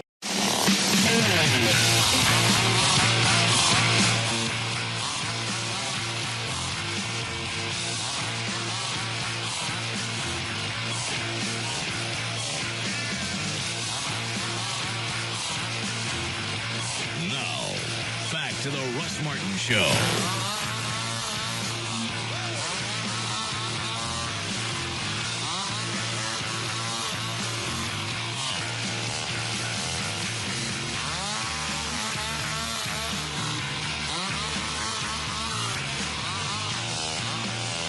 probably balance that out with just getting toasted. The jitters. Oh, yeah. All right, so you take what? All I got to do is have something that's going to dry me out till at least 7 o'clock, so I don't go through this crap every day this week. Yeah, those capsules I gave you, it's called Intex. What? Okay. That's a really strong decongestant. That should dry you up. But the problem is anything really strong that's going to dry you up is going to give you the jitters. Well, I'll just get polluted, so I won't care. All right. Well, that's the only balance. Either that or I'm going to miss another few days of work while my throat clears up. And now, do you sleep well when you get toasted like that? Yes. Oh, do you? Yes. I said no. If sometimes, back in my drinking days, when you would drink, you wouldn't sleep well. You wake up in the middle of the night, and once the alcohol burns off, and I'm wide awake. Well, Trey's talking about taking this stuff in the morning, so I'll just have to get zits before I come to work. Perfect solution. All right. Go ahead, Dan. Okay. Well, Dmitry Medvedev, we mentioned earlier, has celebrated his landslide victory in Russia's presidential vote amid claims by electoral observers questioning the fairness of the result. With 100% of precincts reporting and 99.7% of the vote counted, Medvedev, President Vladimir Putin's hand-picked successor,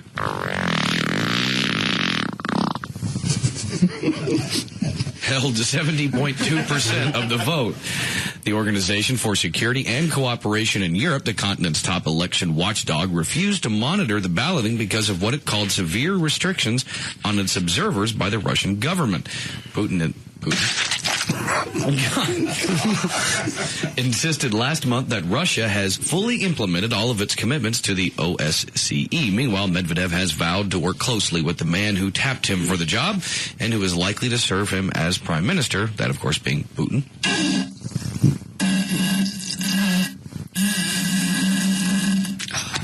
Putin has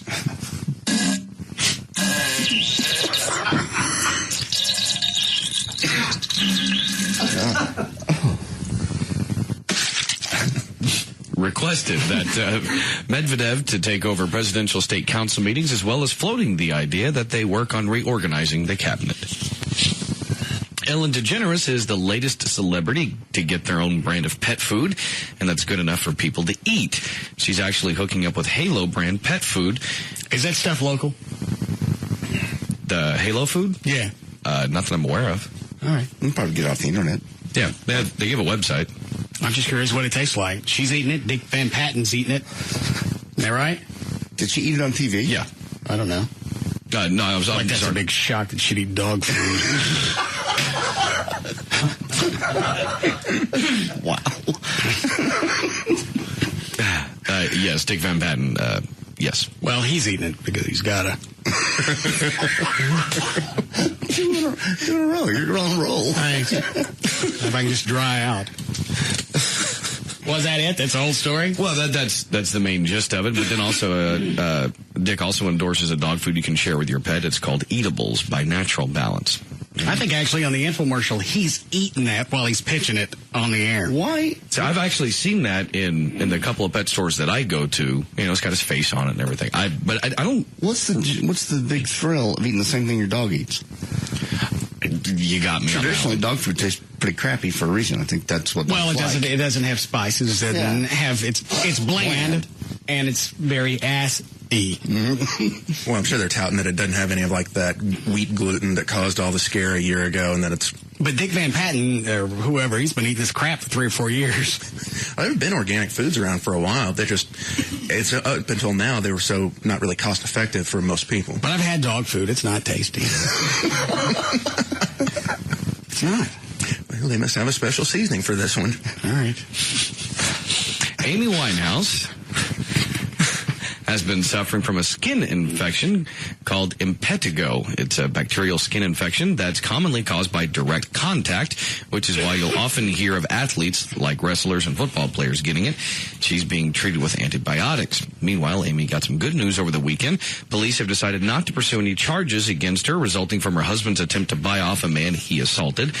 Amy's husband, Blake Fielder Civil, remains in prison, but Amy is officially getting off scot-free. I ask this every time. You have her on the Deadpool? Yes. How much to buy her? I'll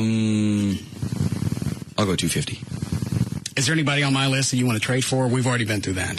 I think we went through that the last time you asked. $250 for Amy? Yeah. And you don't have her husband? No, I still have her husband. How much for both of them? I'll cut you a deal. We'll go $400. All right. Okay. Okay. Now, I don't get her until the check clears, right? Exactly. All right. Why is that funny? He had to stick his thumb up to make the deal. Oh. Well, last time I tried to trade for her, he wouldn't give me Amy until the check cleared. It's only fair. All right. Well, Marion Cotillard, the French woman who won the Oscar for Best Actress just a couple weeks back for the French movie La Vie en Rose, thinks the destruction of the World Trade Center was an inside job. And actually, she said that in an interview a year ago. But now that more people know who she is, that interview has started reappearing on the internet over the weekend. She said, "We see other towers of the same kind being hit by planes. Are they burned? There was a tower, I believe it was in Spain, which burnt for 24 hours, and it never collapsed. None of these towers collapsed. And there, in New York, in a few minutes, the whole thing collapsed." She added, Where's she getting this information? Is she watching the stuff on the internet, too? Yeah, probably. She added that the World Trade Center was a money sucker, one that was in desperate need of modernization, but it was actually cheaper to destroy the towers than to update them. And then can you have your conspiracy? She also isn't sure man actually landed on the moon in 1969. She said, "I saw plenty of documentaries on it, and I really wondered, and in any case, I don't believe everything they tell me, that's for sure." Get your award and shut up and go home. She's got a valid point with the moon landing. She does not have a valid point with neither one. The World Trade Center, that's... I don't get where the conspiracy theorists would even start. All right, the benefit to us is going to be what? So we can declare war on somebody? We did that without any proof? Exactly. No. So you have to collapse a couple of buildings? Everybody has gone through and proven that's exactly what happened. The airplanes flew into the buildings, weakened the structure just enough, and blah, blah, blah. What are you smiling at, Trey? Just the idiocy of some of these things. I mean, I've had people try to tell me, if you look closely at those planes, there were actually missiles on them. Underneath. Right. Shut up. And the reasoning is going to be what? So Bush can declare war and then go get the oil from Iraq, and that's worked out grand. Thanks. Yeah, now that oil's closing at $104 a barrel. Mm-hmm. But we were able to go over there and concoct a war based on weapons of mass destruction, and they didn't have any. We don't need a reason to go anyplace. We just come up with stuff, and then we don't have a good cover story. As you said, bring some throwdowns in. Yeah. Here they are. Let's get your name on it. Well, give me a flathead screwdriver. Go ahead now. Stick a Sharpie, cross it out, right in Iraq. The two doctors who were being investigated for allegedly supplying Heath Ledger with prescription drugs have been cleared. Start the story again. The two doctors who were being investigated for allegedly supplying Heath Ledger with prescription drugs have been cleared. At least that's what the New York Post says. The doctors were never identified, but sources said one was based in L.A. and the other in Houston. It was initially believed that these doctors had prescribed OxyContin and Vicodin to Ledger leading up to his death from a lethal drug combo on January 22nd. So they were thinking he had a couple of Dr. Feelgoods, and now they've gone back and realized there was no collusion. Exactly. All right. But now the DEA is saying that while both doctors met with Ledger, neither of them, of course, supplied him with the drugs. All right. Well, Fat Joe may have beef with Papoose. Oh, I can't do Imus now. I spit up Dr. Pepper. I read this story earlier. Who is Papoose? I actually haven't heard of him. He's a rapper and never really done anything mainstream. Why is the name Papoose? And why you got to throw this in while I'm sick? Evidently picked up the name because he kind of looks like he has some Native American in him. So at a young age, he took on the name Papoose because he started trying to be a rapper at age like 11. All right. So anyway, Fat Joe and Papoose are beefing after Papoose allegedly took Joe easily in a beatdown over the weekend. However, this comes from one of Papoose's boys via an internet website. The word has it that Fat Joe confronted Papoose at a hotel room in North Carolina. Joe thought that Papoose may have been siding with 50 Cent, who's been feuding with Joe for years. According to the story, Joe wanted to muscle it out. But after Joe refused a one-on-one duel, Papoose had his boys. How many times does Papoose come up with this freaking story? Well, it's only a couple, but I just keep replacing him or he with Papoose.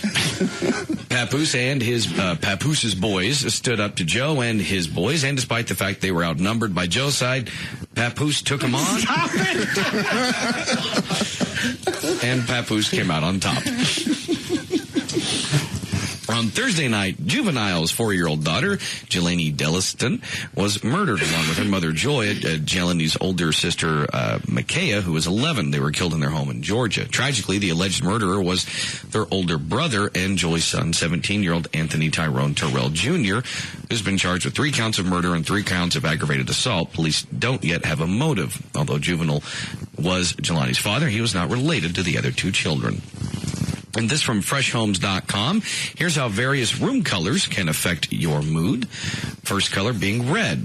Red raises a room's energy level. It also raises blood pressure, and it draws people together and stimulates conversation. Number 2, blue. Blue is relaxing, and generally it has a calming effect on people, and it brings down blood pressure and slows down heart rates. Didn't the inside of this room used to be blue? Yeah. Like a pale blue? Yeah, and then Rob's was that various I don't shades care of about blue. Rob's. I'm talking about this studio. Sorry. Mm-hmm. Yes. Okay.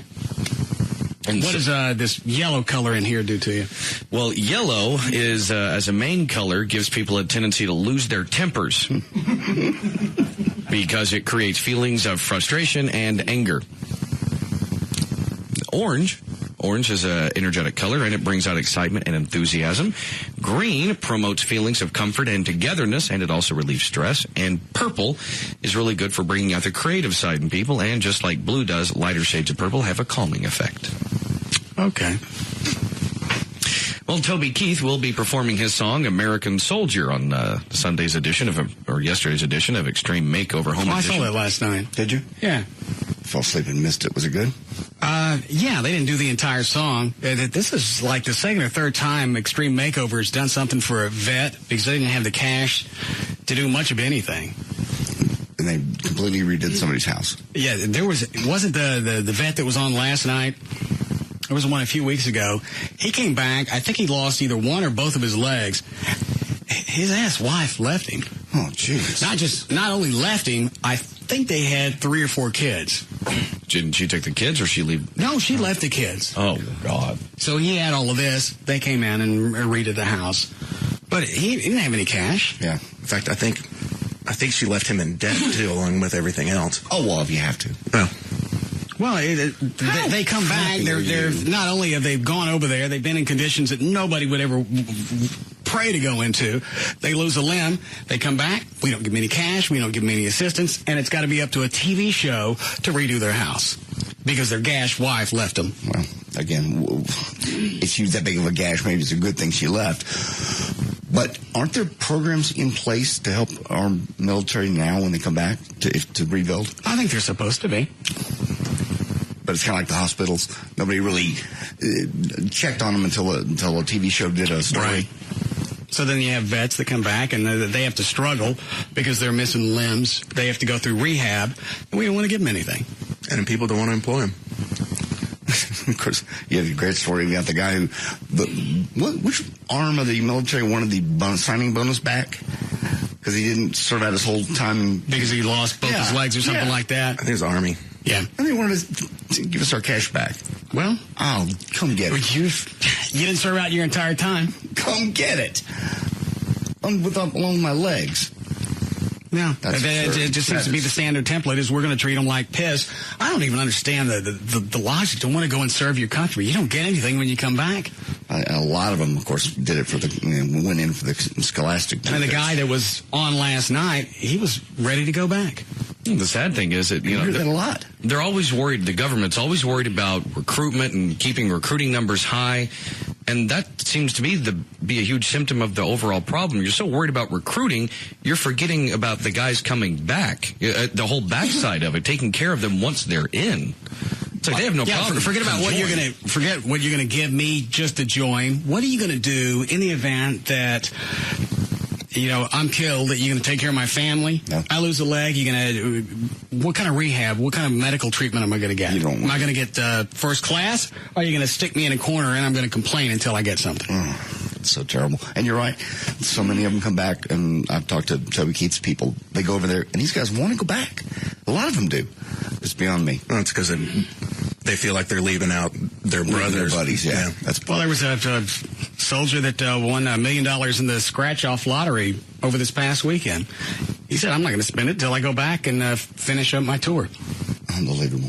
That kind of dedication. I don't get. I know you don't get. No, because I'm a pussy. It's if I could serve over there and get back in one piece, I'd say I've served. I've done enough. But they want to go back time and time again. And you're not even serving in some place that's that's pleasant to go visit. It's got to be the worst of all scenarios, and you still don't know what you're going to come back with. How are we doing, Chloe? Breaking 5. All right, go ahead, Dan. Well, Star Magazine is claiming that Hugh Hefner is making a push to get Mary-Kate and Ashley Olsen to pose nude in Playboy. Oh, why? They're trolls? Yeah. They're what? Weren't they thought of as pretty hot for a while? No. Never? I thought there was... You're talking about the little trolls? The Olsen twins, yeah. Is that what you're talking about? Yes. No. I thought there was just like a countdown until they turned 18, and all these guys were hot and horny for them. There was when they were teenagers, and they were cute, but then they turned 18 and they became anorexic stick figures, and they look like the little Russell Troll dolls. Yes, they do. I don't want to see their no nudity. I think he thinks it's going to be a seller for the magazine. Well, it would be. I mean, all right, nobody say anything. I had to delay a couple of times. Man, you laid on that. No. They've only gotten nastier as they've gotten older. I haven't seen them recently. Are they just skeleton? Pretty much. Last time I saw them. How much is he going to give them? It doesn't say here how much. I mean, there's been rumors, a few $1 million each type of thing, but you never heard anything concrete. But just said he's been pursuing them ever since they turned 18. They don't need the cash. They're worth close to $1 billion, I think. And all that's based on what? They have a magazine, clothing line, you name it. After they got off Full House, whoever was doing their marketing and merchandising was brilliant. I mean, they did so many movies. They never really went to theater. They were straight to DVD, but great sellers. They've marketed the hell out of their name. All right. Well, for many kids, the dream of college seems completely unattainable because tuition costs, of course, a fortune. But beginning next year, if you're accepted into Stanford and your parents make less than $100,000 a year, your tuition is free. And if your parents earn less than $60,000, you also get free housing. Tuition at Stanford this year is $34,800. Room and board is close to $11,000. So if you get into Stanford and your parents make less than $60,000, Stanford will foot the entire bill for your tuition and housing, which amounts to around $46,000 a year. Now, of course, getting into Stanford isn't exactly easy. Only 7% of all applicants were accepted last year. Most students need at least a 4.0 and SAT scores in at least the 2,300 range. Stanford is doing this in response to criticism that private colleges are getting wealthier because of huge tax-exempt contributions, but aren't making college more affordable to kids who don't come from wealthy families. And Stanford can certainly afford it. The school's endowment is $17.1 billion, which actually makes it only the third wealthiest college behind Harvard and Yale. Very hard to get into for anybody. Yeah. We don't have the audio, so don't pitch it. Okay. And, of course, we mentioned him earlier. Poison frontman Bret Michaels will be headlining the first night of this year's Mullet Stock. Bret won't be performing with Poison. Instead, he'll have his solo band there. He'll be on stage July 10th, and it runs from July 10th through the 13th. Other bands that are expected to be there include Crocus, Vixen, LA Guns with Tracy Guns, House of Lords, and Warrant with Janie Lane. Is this one place or is this a tour? If it's the same as the one last year, it was one place. It's in Oklahoma. Yeah. And they referred to it last year as Rocklahoma. And when is this one? The 10th through the 13th of July. Oh, okay. Sony has unveiled plans for the new handheld video game system, the Sony PSP2. The PSP2 will feature not one, not two, but 3 screens. According to a Sony spokesperson, the 3 screens will allow players to play a game, watch a movie, and surf the internet all at the same time. And that is supposed to come out sometime in 2010. This from 9 tips for making your marriage last. Number 1, don't go to bed angry. Of course, you can't be 100% happy with someone at all times. That's not realistic, but don't let your annoyances or anger with someone linger. Talk it out instead of holding it in. And what if you don't get everything resolved before you go to bed?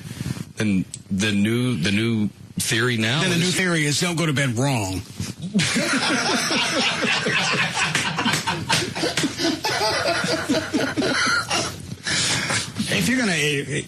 If you're supposed to have some type of resolve before you go to bed, I'm not going to sit there and argue all night. No. I'm going to point out why you're wrong, and I'm going to bed. Some people actually balance their arguments in a relationship. And again, if they're wrong, you're going to go back and validate whatever it is that they thought was correct. And then you're going to have to argue about it later, and it's going to become cyclical, and I don't want to have to deal with it. You need to be pointed at. You need to know why you're wrong and get it over with. But what if you're wrong, too? Everybody can be a little. I can't think in those terms. Has Amy ever said that to you? What? You're wrong? No. No. Has she ever tried to even dance around it? Yes. How so? She would go back and try and explain her reasoning, her logic, where she was coming from. I went, that's of no concern to me. You're wrong, and we're done with this. That's not much of a relationship, though. If things obviously she gets something out of it. Well, clearly she does. We've all wondered. Can we break here? All right.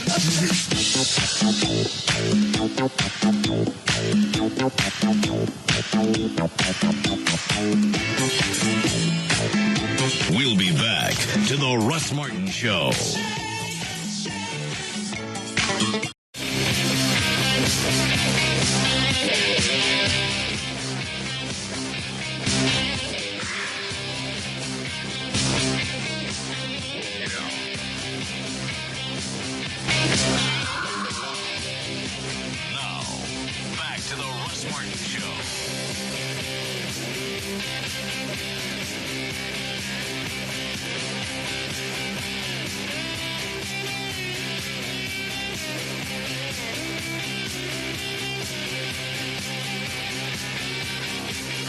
For what? If you need something tonight, a shot, he'll drop everything and come help you. I'm not going to let him give me an injection. Why? After getting kicked out of the band? Oh, my God. He's a doctor. He wouldn't hurt you any way, shape, or form. I haven't heard from him since he left. You kicked him out. What do you expect him to do? Call you and go, hey, what's up, buddy? I'm the one that broke it down for him. The band's becoming a problem with the friendship. I had to pick one. I picked our friendship. Yeah. And he still got pissy. He got mad. You think I'm going to let him give me an injection of Drano? Absolutely. There will be no Drano. He's a doctor. He loves you. He takes very good care of you. You have to ask, or I will. Hi, Gail. Hi there. What do you got? Well, I've got Don Davis Auto Group and reports of some sleet and snow across the northern part of the Metroplex from around Roanoke into Dallas area up in Ponder. In Roanoke, 114 is still blocked in both directions at 377 there by Byron Nelson. The westbound side is really backed up, though, for about 3 miles at least. In Richardson, northbound 75 past Arapahoe, you've got the left lane blocked on the service road, but it's backing up onto the highway. In Arlington, it looks like there may be a couple of accidents on eastbound I-20, one at Bowman Springs and the other before Bowman Springs. In the right lane, it's slow from Wichita Street. Signal lights flashing red at Arapahoe and Hillcrest, and it's going to be slow, especially whenever the speech lets out. Obama's over at Newman Smith High School in Carrollton, so Josie in that vicinity is going to be pretty heavy anytime now. I'm Gail Lightfoot on the Russ Martin Show. Thank you, Gail. What they call a wintry mix tonight. 30 for the over and low, so some of the bridges might get a little slick. Going to be near 60 tomorrow, though. We're at 37, light rain now at Live 105.3. You ever think out of all the doctors we've got access to, I can get a shot of cortisone from somebody? You sure can, I'm sure. You could get one in it within the hour if you let me call Carlos. No. He's just down the road. He'll be. How does it make any difference? You know what? Plus the story that's going to come along with it. The bitching, the pissing, the moaning. I can still be the bass player. No, you can't. I think he's come to terms with that. I haven't heard from him, so I don't know, and I'm certainly not going to let him jab me in the ass. It's medicine. He's a doctor. He won't hurt you. I'll find somebody else. Let me call him. Please. No. Okay. Dan, what are you looking at? You don't want him. You don't want him. No, I was just going through a couple of the news sites, and the 3 that I've gone to in the last, 5 minutes, all of them have a Barack Obama drop-down ad. He's everywhere. I heard a couple of ads for him over the weekend that were specifically targeted for people between 18 and probably 24. Why? Obama's the guy. It was a youth-oriented ad campaign, which obviously is where, between blacks and youths, that's going to be the part of his biggest push. I think I saw in the polls today, 79% of the blacks voting were going to go would be for Obama. Majority of the whites for Hillary, but 80% is still astounding. That's huge. Again, it's the rock star thing. And boy, you listen to certain political analysts that like work in Arlington. You think I don't know who you're talking about. Mark Davis. Oh. He's so twisted off about this thing. About Obama? Obama, and that's, either vote for any kind of Democrat is the vote to end the world. I don't get it. He just thinks the Democrats are going to, the health care policies that they're going to come with end the war. That's not going to happen. That's not going to work. And you come in, you think these things, and you say these things to get people to vote for you, and it's just not going to occur. Good God, man. As far as Obama goes, the fact that he said, I'm going to end the war by this date, tells me that you got no freaking clue what's going on. You can't set a date to end this confrontation that's going on in Iraq. Yes. Wherever we are. Even Hillary's not done that. Come out and said a date specifically. All right. What do you got, Dan? I have the rest of the 9 ways to make your marriage last. The first one, as you mentioned, go to bed wrong. Number 2, tell each other your feelings. If you love them, which I'd assume you do since you just got married, tell them that you love them on a regular basis. Number 3, show affection. Keep that burning feeling alive. Give each other kisses goodnight. Have the occasional make-out session, or even engage in some kinky sex. Number 4, get into arguments. Fighting, as weird as it sounds, actually is really healthy. So getting into small arguments and working them out together is good for you.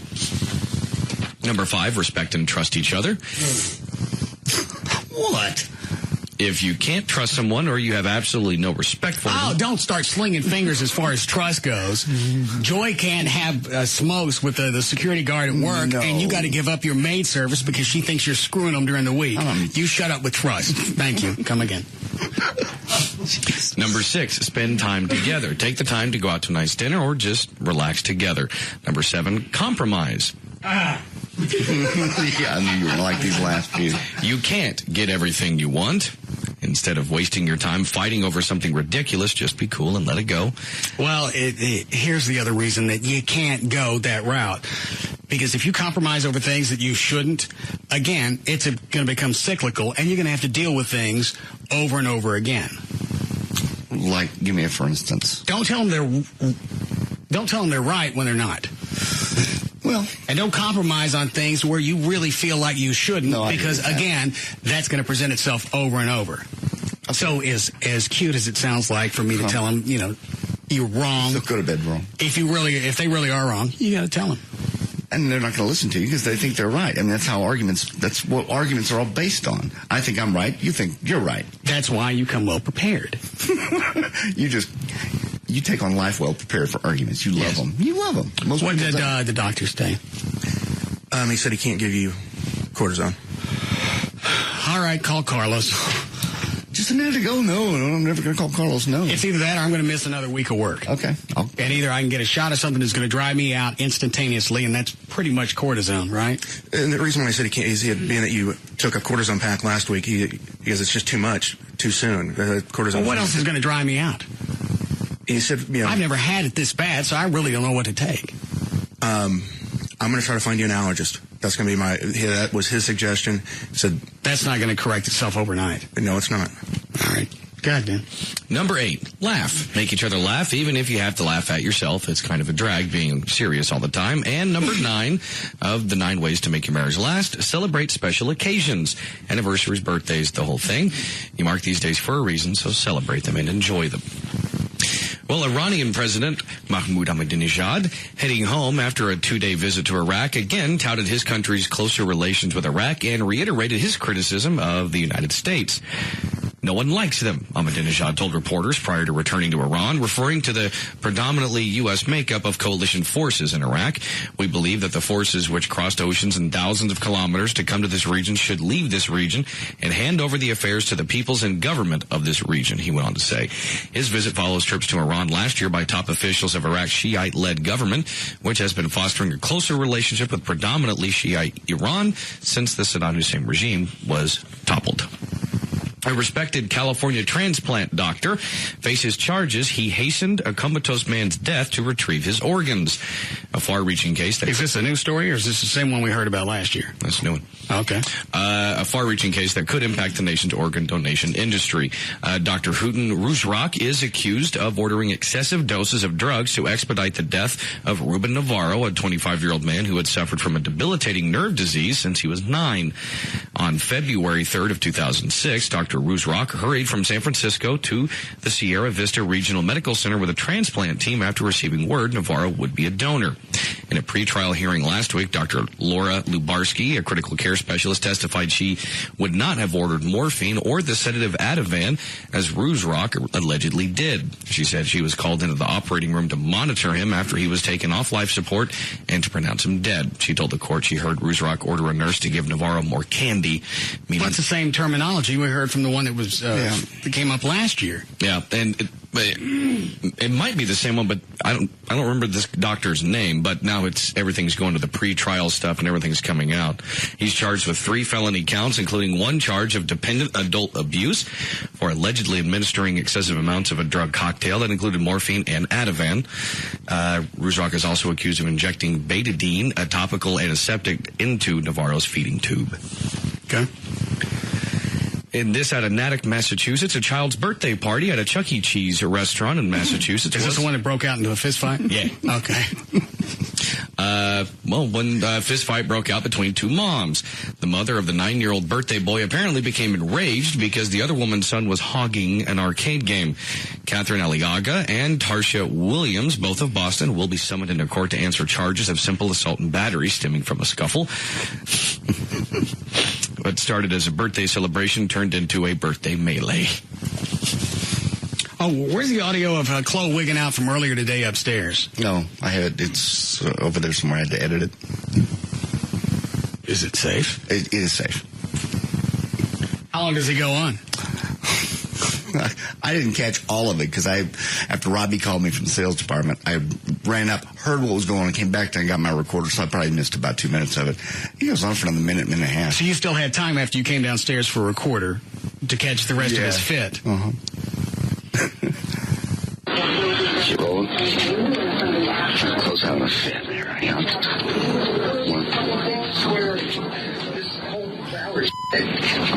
don't know. It's just one of those. I really don't know. Who are you talking to here? That's my friend Chris in California. And you're still twisted over the Van Halen thing? Yeah, absolutely. Well, he's kind of telling me what's going on. Just a idiot. I'm sorry. I'm bothering you at work or something. I'm sorry. I just need someone to fix you because this is just. So you're looking for a freaking support group? Basically, because I just want someone to vent to. This perfect person. It's been boiling since last night when you were at the Boiling for Soup show. I know, You're but irritating people there with it. But the deal with this guy is a lot of times he's got insight, real insight, because he knows the old manager that used to work with Van Halen. All right. How much did you spend on tickets? I spent like $500 on You spent what on tickets? Well, it was total for 2. It was to how much? $250 a piece, $500.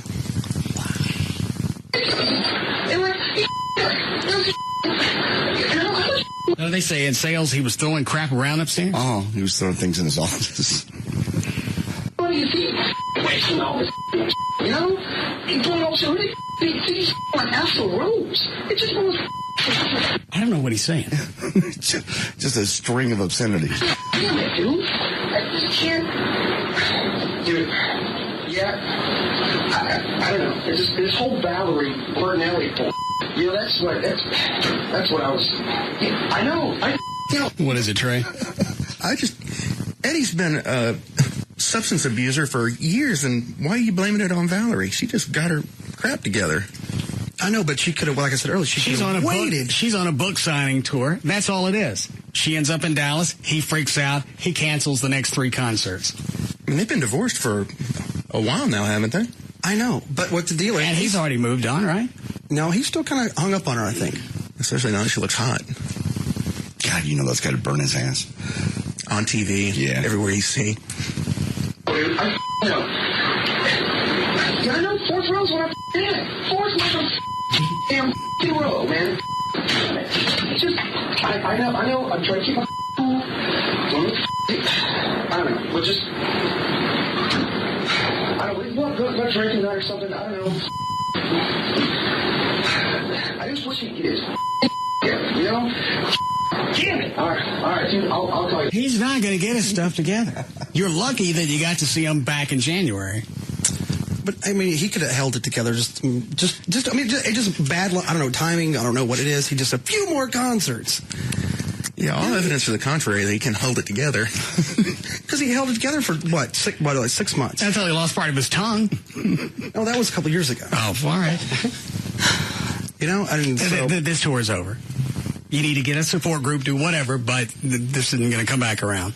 And it's got nothing to do with Valerie. It's got to do with his addictions and not being able to handle things.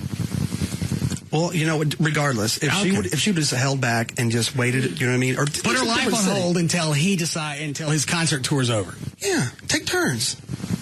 She got offered, to make money with Jenny Craig and do the weight loss thing, and she looks great. She wrote a book. I don't know, she could have waited just because she picked Dallas longer. The same night that Van Halen is playing here. On purpose. Really? On purpose. I would. She's sitting in a hotel room going, ha, ha, ha. I really would like to go back and see how many different book signing dates she has that would have corresponded with Van Halen dates. That had to be the one, because this one didn't cancel, like you said, until 1. And he probably just found out that she was here. I mean, I would freak out. It's a big city. It doesn't matter if it's a big city. She could have picked a different city or just revolved around to where they wouldn't be in the same area. She doesn't control it. It's a publisher that sets these things up. Well, whoever that is probably the bitch that did it. Oh, my God. All right, Dan, go ahead. Okay. Well, teenagers using cell phones, webcams, and the internet to share naked images of themselves have prompted a Utah Attorney General to revisit how such cases should be handled. A group of 13 and 14-year-old boys and girls at Farmington Junior High traded headless, nude self-portraits with each other on cell phones in January. Davis County Attorney Troy Rawlings said the conduct involved here runs the spectrum from being less severe to some shocking type behavior. Some were engaged in producing and distributing. Some were engaged in just taking pictures of themselves and showing. What ages are we talking about? 13 and 14. All right. Teens have been carrying cell phones with cameras for several years now. Rawlings said he isn't sure why there's been a surge in this kind of image sharing. He said his intention is to provide the teens with help if they need it and deter others from similar activities. A survey finds that women think about sex 34 times during the average workday. According to a survey of more than 1,000 women done for Dating Direct, 1 in 3 women say they aren't getting it enough, and nearly half are completely dissatisfied with their sex life. In an average workday, women think about sex 34 times or once every 14 minutes, and 70% admitted to fantasizing about sex for up to an hour a day. Current partners excluded, celebrities were the most common object of affection, followed closely by strangers and former lovers. 40% of women admitted to fantasizing about someone else while in bed with their partner. I'm not sure, but I think Amy was having sex in her dream about a week and a half ago. Really? She's a big talker. Yeah. And you try and follow along as much as you can, but you can't really tell what's playing out. And you couldn't tell if she was in the middle of a nightmare because it's still the same gasp sounds, or if she's actually getting in the ass. Did you ever come to a realization which one it was? Now, I listened to as long as I could, and finally it got to the point to where she actually sounded like she was afraid for her life, so I woke her up. And did she confess what she was dreaming about? No. No, I just wondered. Well, I'm not going to ask her if she's running from a monster or getting in the ass. Or both. Yeah. You get a monster in the ass? Comes to the website. Well, researchers at the University of Sheffield in England finished a survey of 250 kids ages 4 through 16 and asked them if they're scared of clowns. And about of those 250, how many said they were scared of clowns? All of them.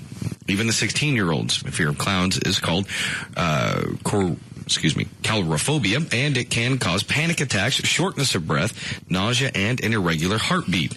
It's one of the top 10 most commonly searched phobias, according to Yahoo.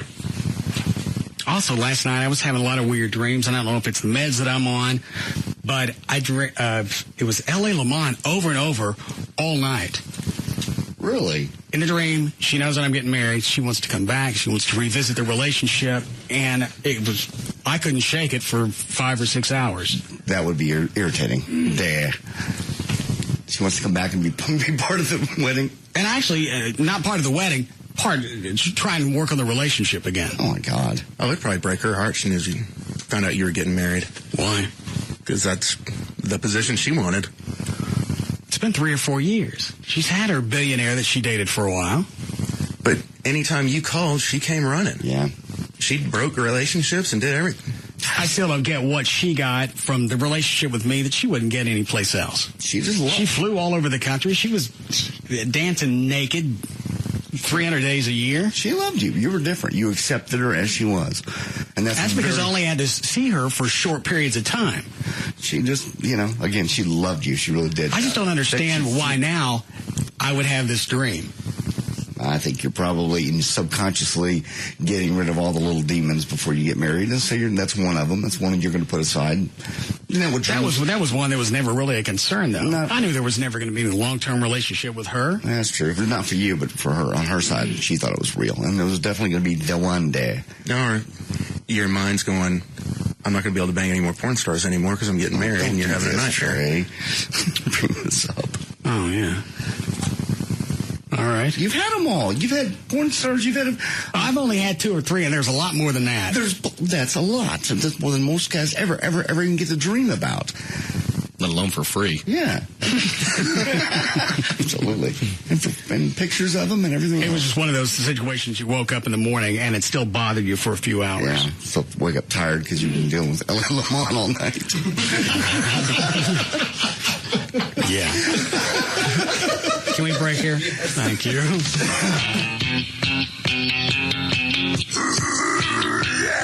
We'll be back to the Russ Martin Show.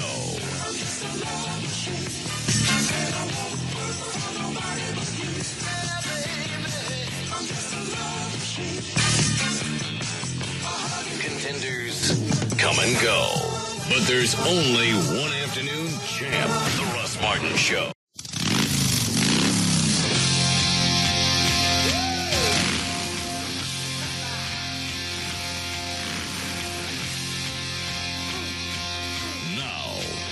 To the Russ Martin Show.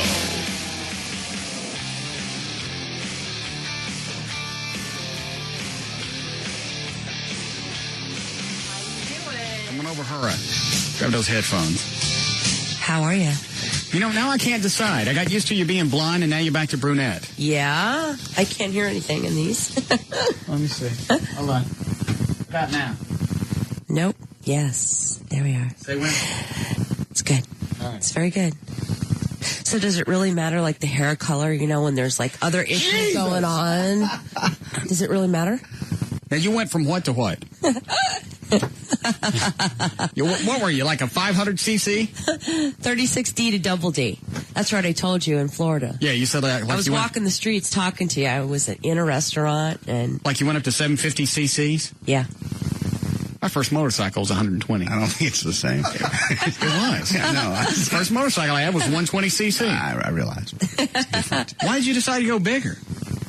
I wanted them up higher. So what they did is they took the nipple off and... Did they take it all the way off? No. They just flap it up? Yeah, they flap it up, the new procedure. And then they did the donut, where they grabbed the skin and then they sew it back like this, and it raised them up higher. I like them. They're perkier. They're newer. They look dandy. Perkier. Thank you. Why don't you cover them up for a little bit? You think so? Yeah. All right. All right. Who's all that making all the noise out in the hall? Well, who is it? That's her husband. Oh. You still married? Yeah.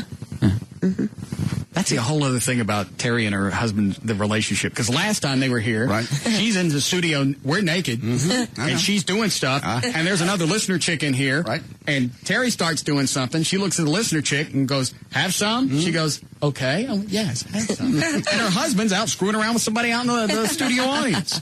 How long you been married? 15 years. You are so beautiful. Thank you. And you know she's, is it okay to say how old you are? Because this is an ultimate compliment. Oh. That's a no. All right, let's not. Okay. Please. I'll tell you this. She's, how do I phrase this word still a compliment? She ain't nowhere near. What are you knocking at? Uh-oh. Is that your husband out there? Oh, he is having fun already. He is. That guy can score all the time. He's funny. She looks 20 years younger than Texas. she is. Wow. She does. Look at her. Thank you. Beautiful. Thank you. And I like the hair. Thank you. Very exciting. So much easier to take care of now. Well, that's her natural color. Yeah. I got used to the blonde, though. And in all the pictures. I love the blonde, and I got a lot of different type of attention with the blonde, which was actually kind of fun. But the touch-ups every 9 days was just too much. Why was it that often? Because my hair's so dark that, I wanted to show the effect that I was indeed a blonde. That's what we like to conquer. So what's your website again? Is it Totally? It's terryweigel.com. Oh, I thought it was something. I trademarked it within the last time I was here. I didn't know that. There they is. Enter. God, look at those yams. I don't like the shaved. Grow the hair back. I like it shaved. I don't like it. It's so clean. I know, but it just looks like you're someplace you're not supposed to be. Are these pictures with you and your husband on this? I'm not sure what's coming up. Let me see. I don't know. It's just on the opening page. Yeah. Some guy porking you right there. I don't know. No, that's Julian. I think that was in High Society. And is your husband there on the shoots when all this goes on? Yeah. Yeah. And do you actually allow him? Is he in porn too? He did do one movie. That was it? Yeah. Was it with you or somebody else? He did me and another girl in the same movie one time, and that was it. It was too hard for him. You didn't like it? Or he didn't like it? He didn't like it. It was too hard for him, because he doesn't go that long. And in the porn you got to go longer to get all the shots? Right, so... Well, doesn't Viagra help? Because that would help me. Yeah, I'm sure, but it just wasn't his thing, He just decided after doing one picture he was done with doing movies. But in a personal relationship, you guys swing? Uh-huh. Yeah. Yeah. Okay. What's the matter with you? I don't know. Just how long you been married? 15 years. See, 15 years. Yeah. And they're both porking other people. It's very open what they like. They obviously comfortable. It did strike you as strange that sometimes she'll come, like last time she came in here and we're naked, and the next thing you know, she got a mouthful. They're comfortable with it. It's nobody else's business. Well, it strikes me as weird. You're sexually repressed. I'm not sexually repressed. I enjoy running around naked with women. Okay. But not while their husbands are in the next room. What? That you know of. Katana's husband is never in this building when I'm doing stuff to her. Okay, I'm sorry. And plus, he thinks it's a bit. Her husband watched part of it last time. Terry Weigel's husband knows it's not a bit. I know. And plus, I got the pictures. I know. I've been to swingers clubs. I know. That's cool. As long as everybody's cool with it. Yeah. Fine. Let me take this. Do we need a break before we get naked, Eddie? Please. Sure you still want to get naked? Sure. All right. I'm just asking. I don't want you to be uncomfortable. Oh, yeah. Not at all. I got all cleaned up today. Shaved all my naughty bits. Great. How many shows you do a night at Platinum? 8:30? 8:30, 10:30, and 12:30. Okay. Saturday, tomorrow night, tomorrow night, and Saturday night. It's going to be a lot of fun. Yeah. Let's see. Tomorrow night I got to pick up the Batmobile, so I got to go tonight. Why don't you come out tonight? Yeah. Or I could go Saturday. Yeah. After the police fire parade. Well, I'm going to be there 8 to 10. Just hang out with me. All right, I can do that. Because I haven't seen your show. Are you nasty? Yes. Good. Good show. Aren't you buddies with L.A. Lamont? Uh-huh. Okay. Did she come in here all wild? Yeah, is she as wild as me? It's She's pretty wild, that girl, that Bostonian we call her. Yeah. Bostonian. Crazy. That got a little more involved than normal. Yeah. I'm sure. Russ dated her for a while. We did not date. Well, okay. She thought you did. She thought you guys were a couple. She did. I'm not kidding. Why are you laughing? Because I know her. She's a little psycho, a little bit, so I could see that. Uh-oh. Why would her falling in love with me be psycho? Now we're going to get some inside info. Or she comes into town and acts like she's all involved, because she actually came and stayed with me for about a week one time. She wasn't dancing in town or doing anything. I'm sure she liked you then. So, but I'm just saying, what she's just got that crazy side to her. Yeah, which is what? Where you don't get involved with the stiffs? Well, no. That's not what I mean. No, that's not what I mean. Yeah, I mean, what is it? She's got like 2 different personalities. So, I still don't know what you mean.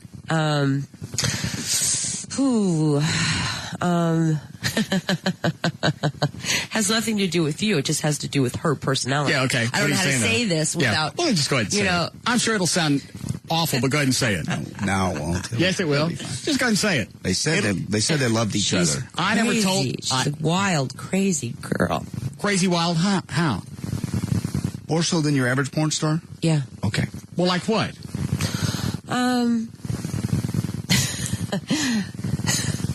See, you don't want to say. She doesn't want to say. I don't know how to say it so that it comes off the right way. Well, just say it, and then I'll clean it up later after my fit. See, you did love her. What?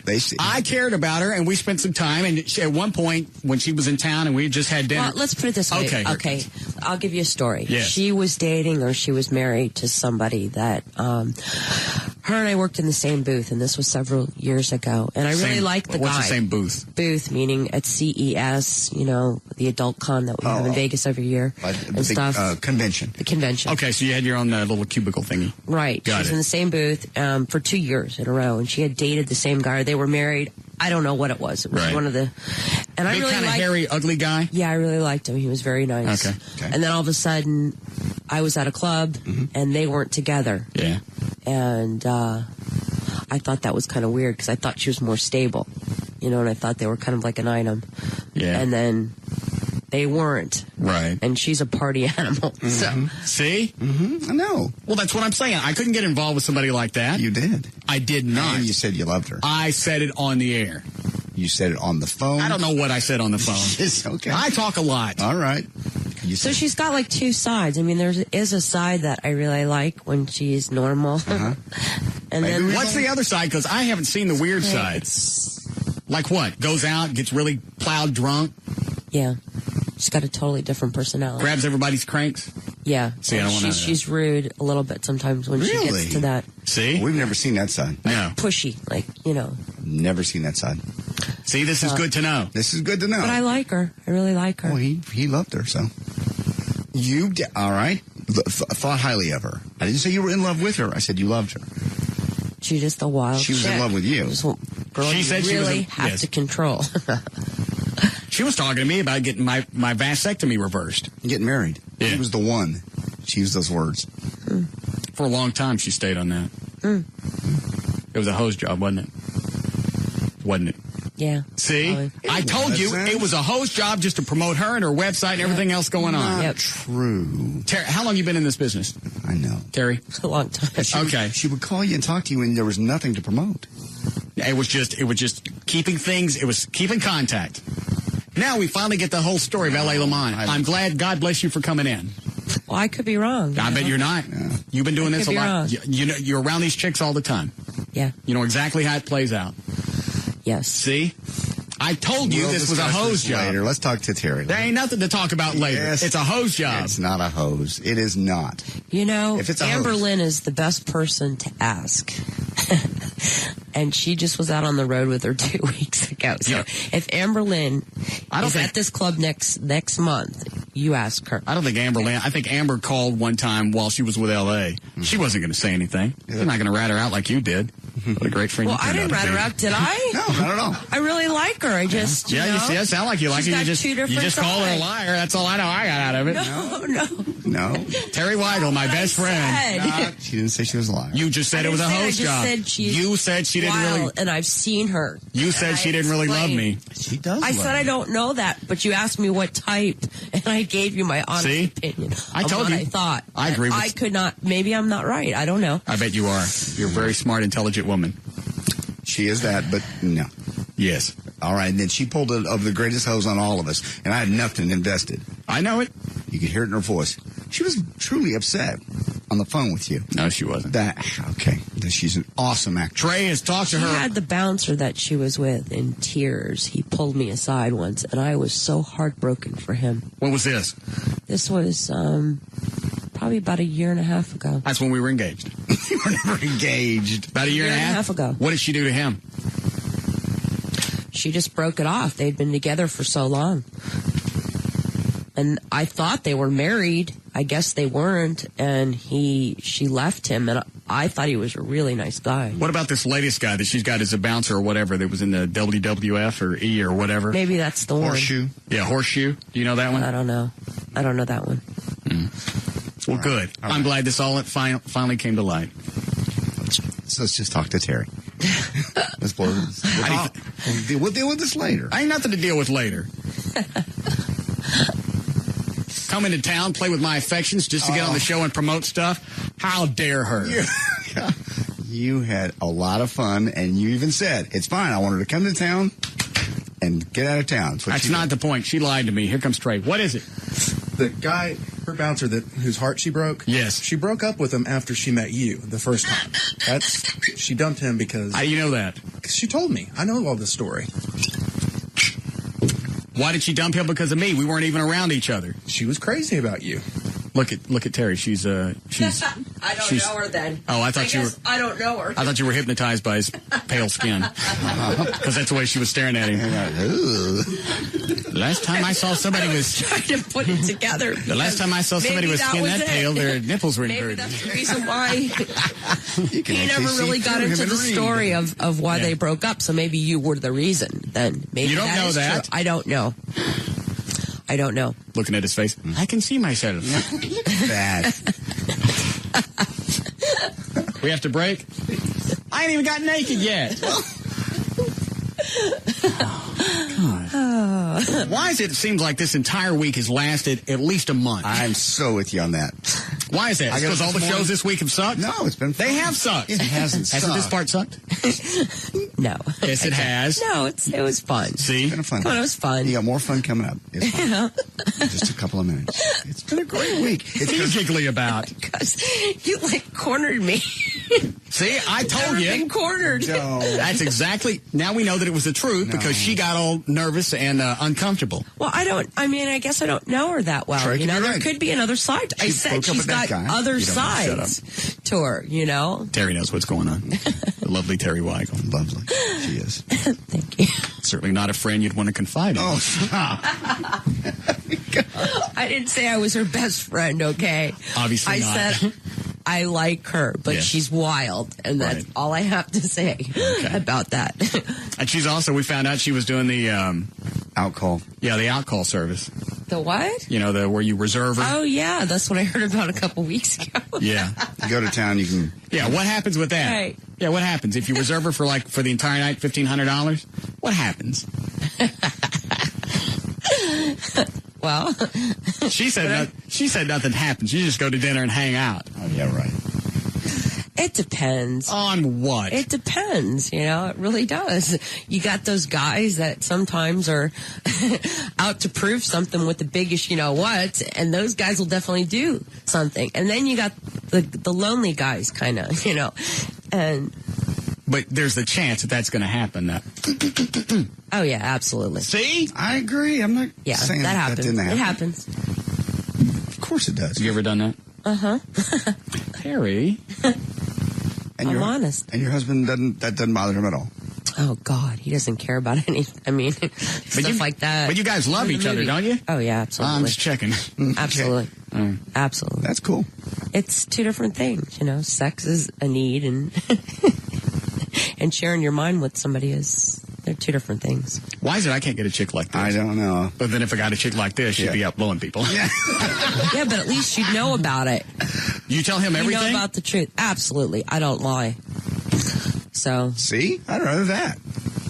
He knows everything. I don't want somebody coming home and go, hey, guess what? I saved 75 cents on the tollway because I puffed that guy sitting in the booth. No. That doesn't happen. No, okay? that's not what I'm talking about. It's more reserved sexual stuff and things. Everybody has different rules. That's right. Like I would, you know. Oh, no. Is that her on the phone? Oh, no. How'd that happen? Is that L.A. Lamont? Don't get Terry in trouble. Who called her? Did you call her? Trey, did you call her? She out in L.A.? Huh? She out in L.A.?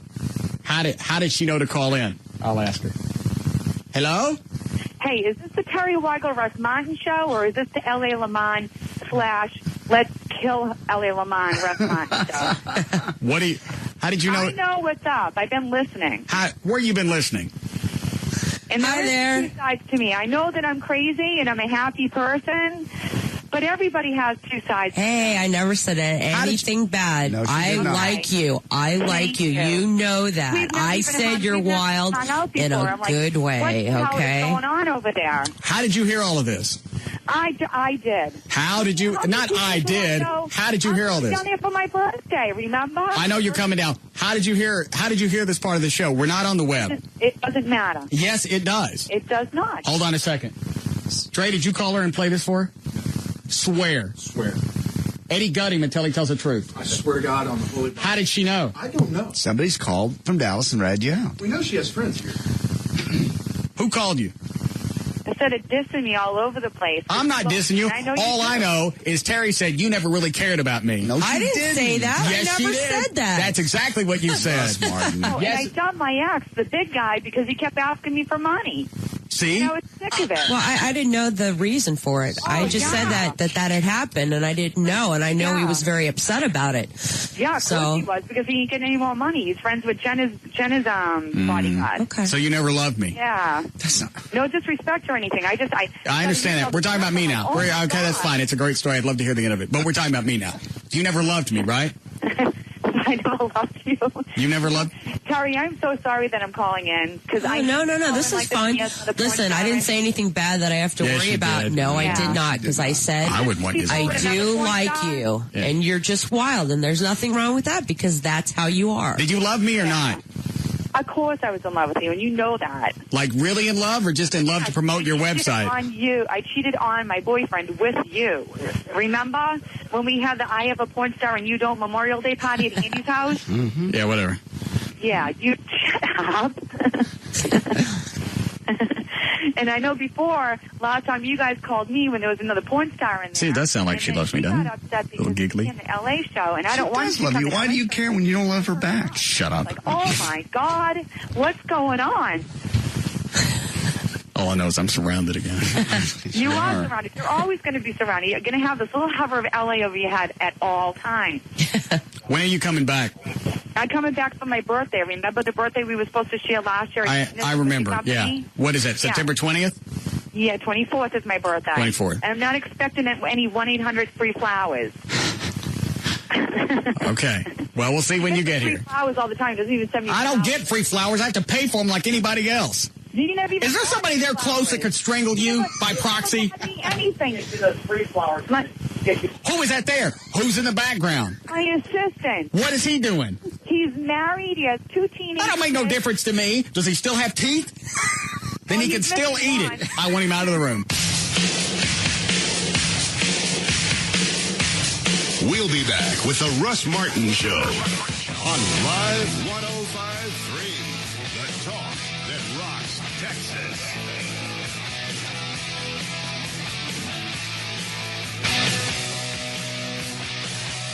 Format doesn't matter. Talk, country, rock, Hispanic, even boogie.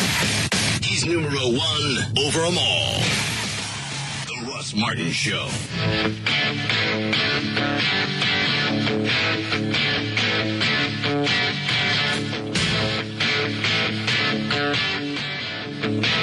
Now, back to the Russ Martin Show.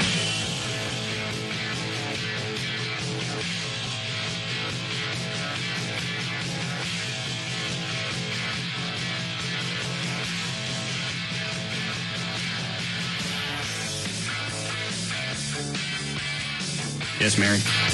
I was listening yesterday and was kind of intrigued about your need for closure with this old girlfriend. Oh, did you call her? You were supposed to call her. So? I emailed you this morning. You never wrote me back. So? Did you call her? Why? Because I want to know what she said. So? Did the sister call you? Yes. What happened there? The nutbag sister? Mm-hmm. And? I wasn't in. Oh, she left a message? Yes. And? What? I want to know what was said. Good. You're not going to tell me. Maybe. Tell me. Wait. I don't want to wait.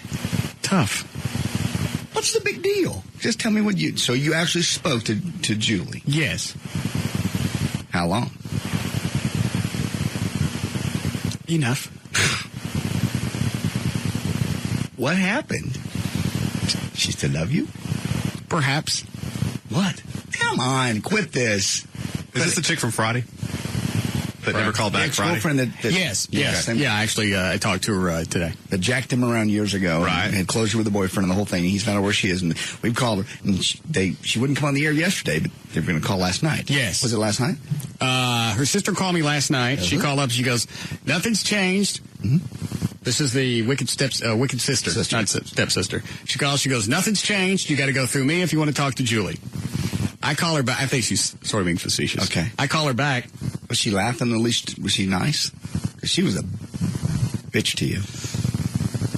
I'll have to go back and listen to it. I forget. So I call her. I get her voicemail, and I went, "I'm Mary, it's Russ. Returning your phone call. Everything's changed. Goodbye." Jesus. So then Julie calls you.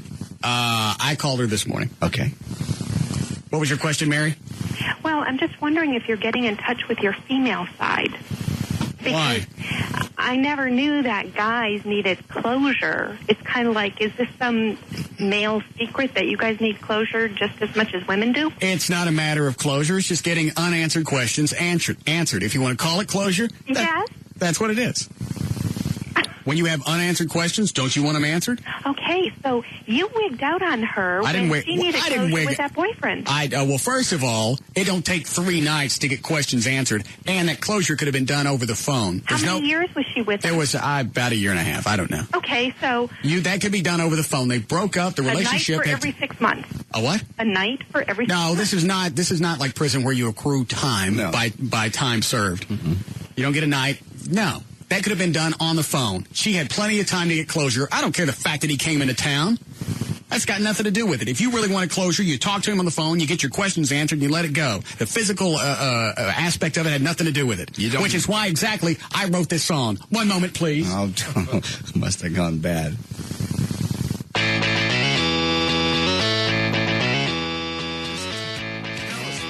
What? Just tell us what went on in the conversation. You'll figure it out by this song. Okay.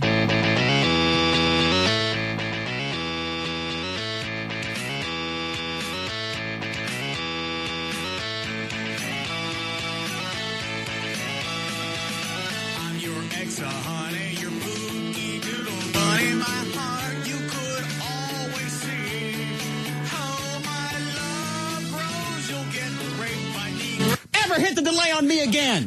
Like you don't ever touch the delay when I'm singing. That was enough. That wasn't. There's a line. You never ever touch the delay. I didn't say anything that couldn't air. You sure? Yes.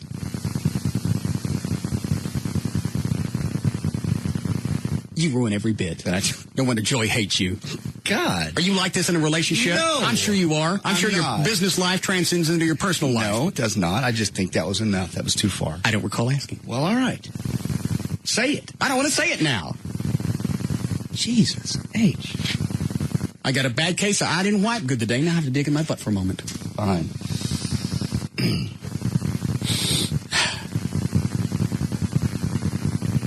See? Now there's tension in the room. Nobody likes a room full of tension.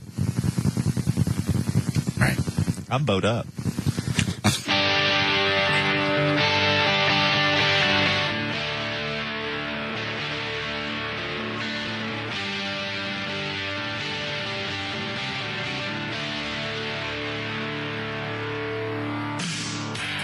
Information about the Russ Martin Show, including pictures, videos, and more, go to russmartin.com. To answer any questions you may ever have about the show, go to russmartin.info. To instant email the show and only during the show, send that to studio@russmartin.com. Other show websites, johndavidryan.com, danandtassos.com, djclo.com, treytrenholm.com, and for Chuck on the keyboards, chuckwheat.com.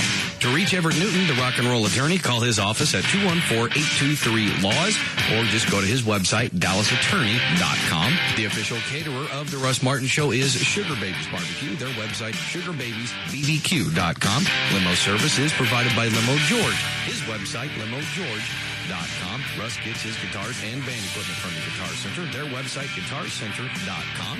The official liquor store of the Russ Martin Show is Majestic Fine Wine and Spirits. Their website, majesticliquors.com. The official photographer of the show is Jim March. His website, jimmarch.com. And the official site for Live 105.3 is live1053.com. You can now listen to The Russ Martin Show anytime you want on the web at russmartin.info.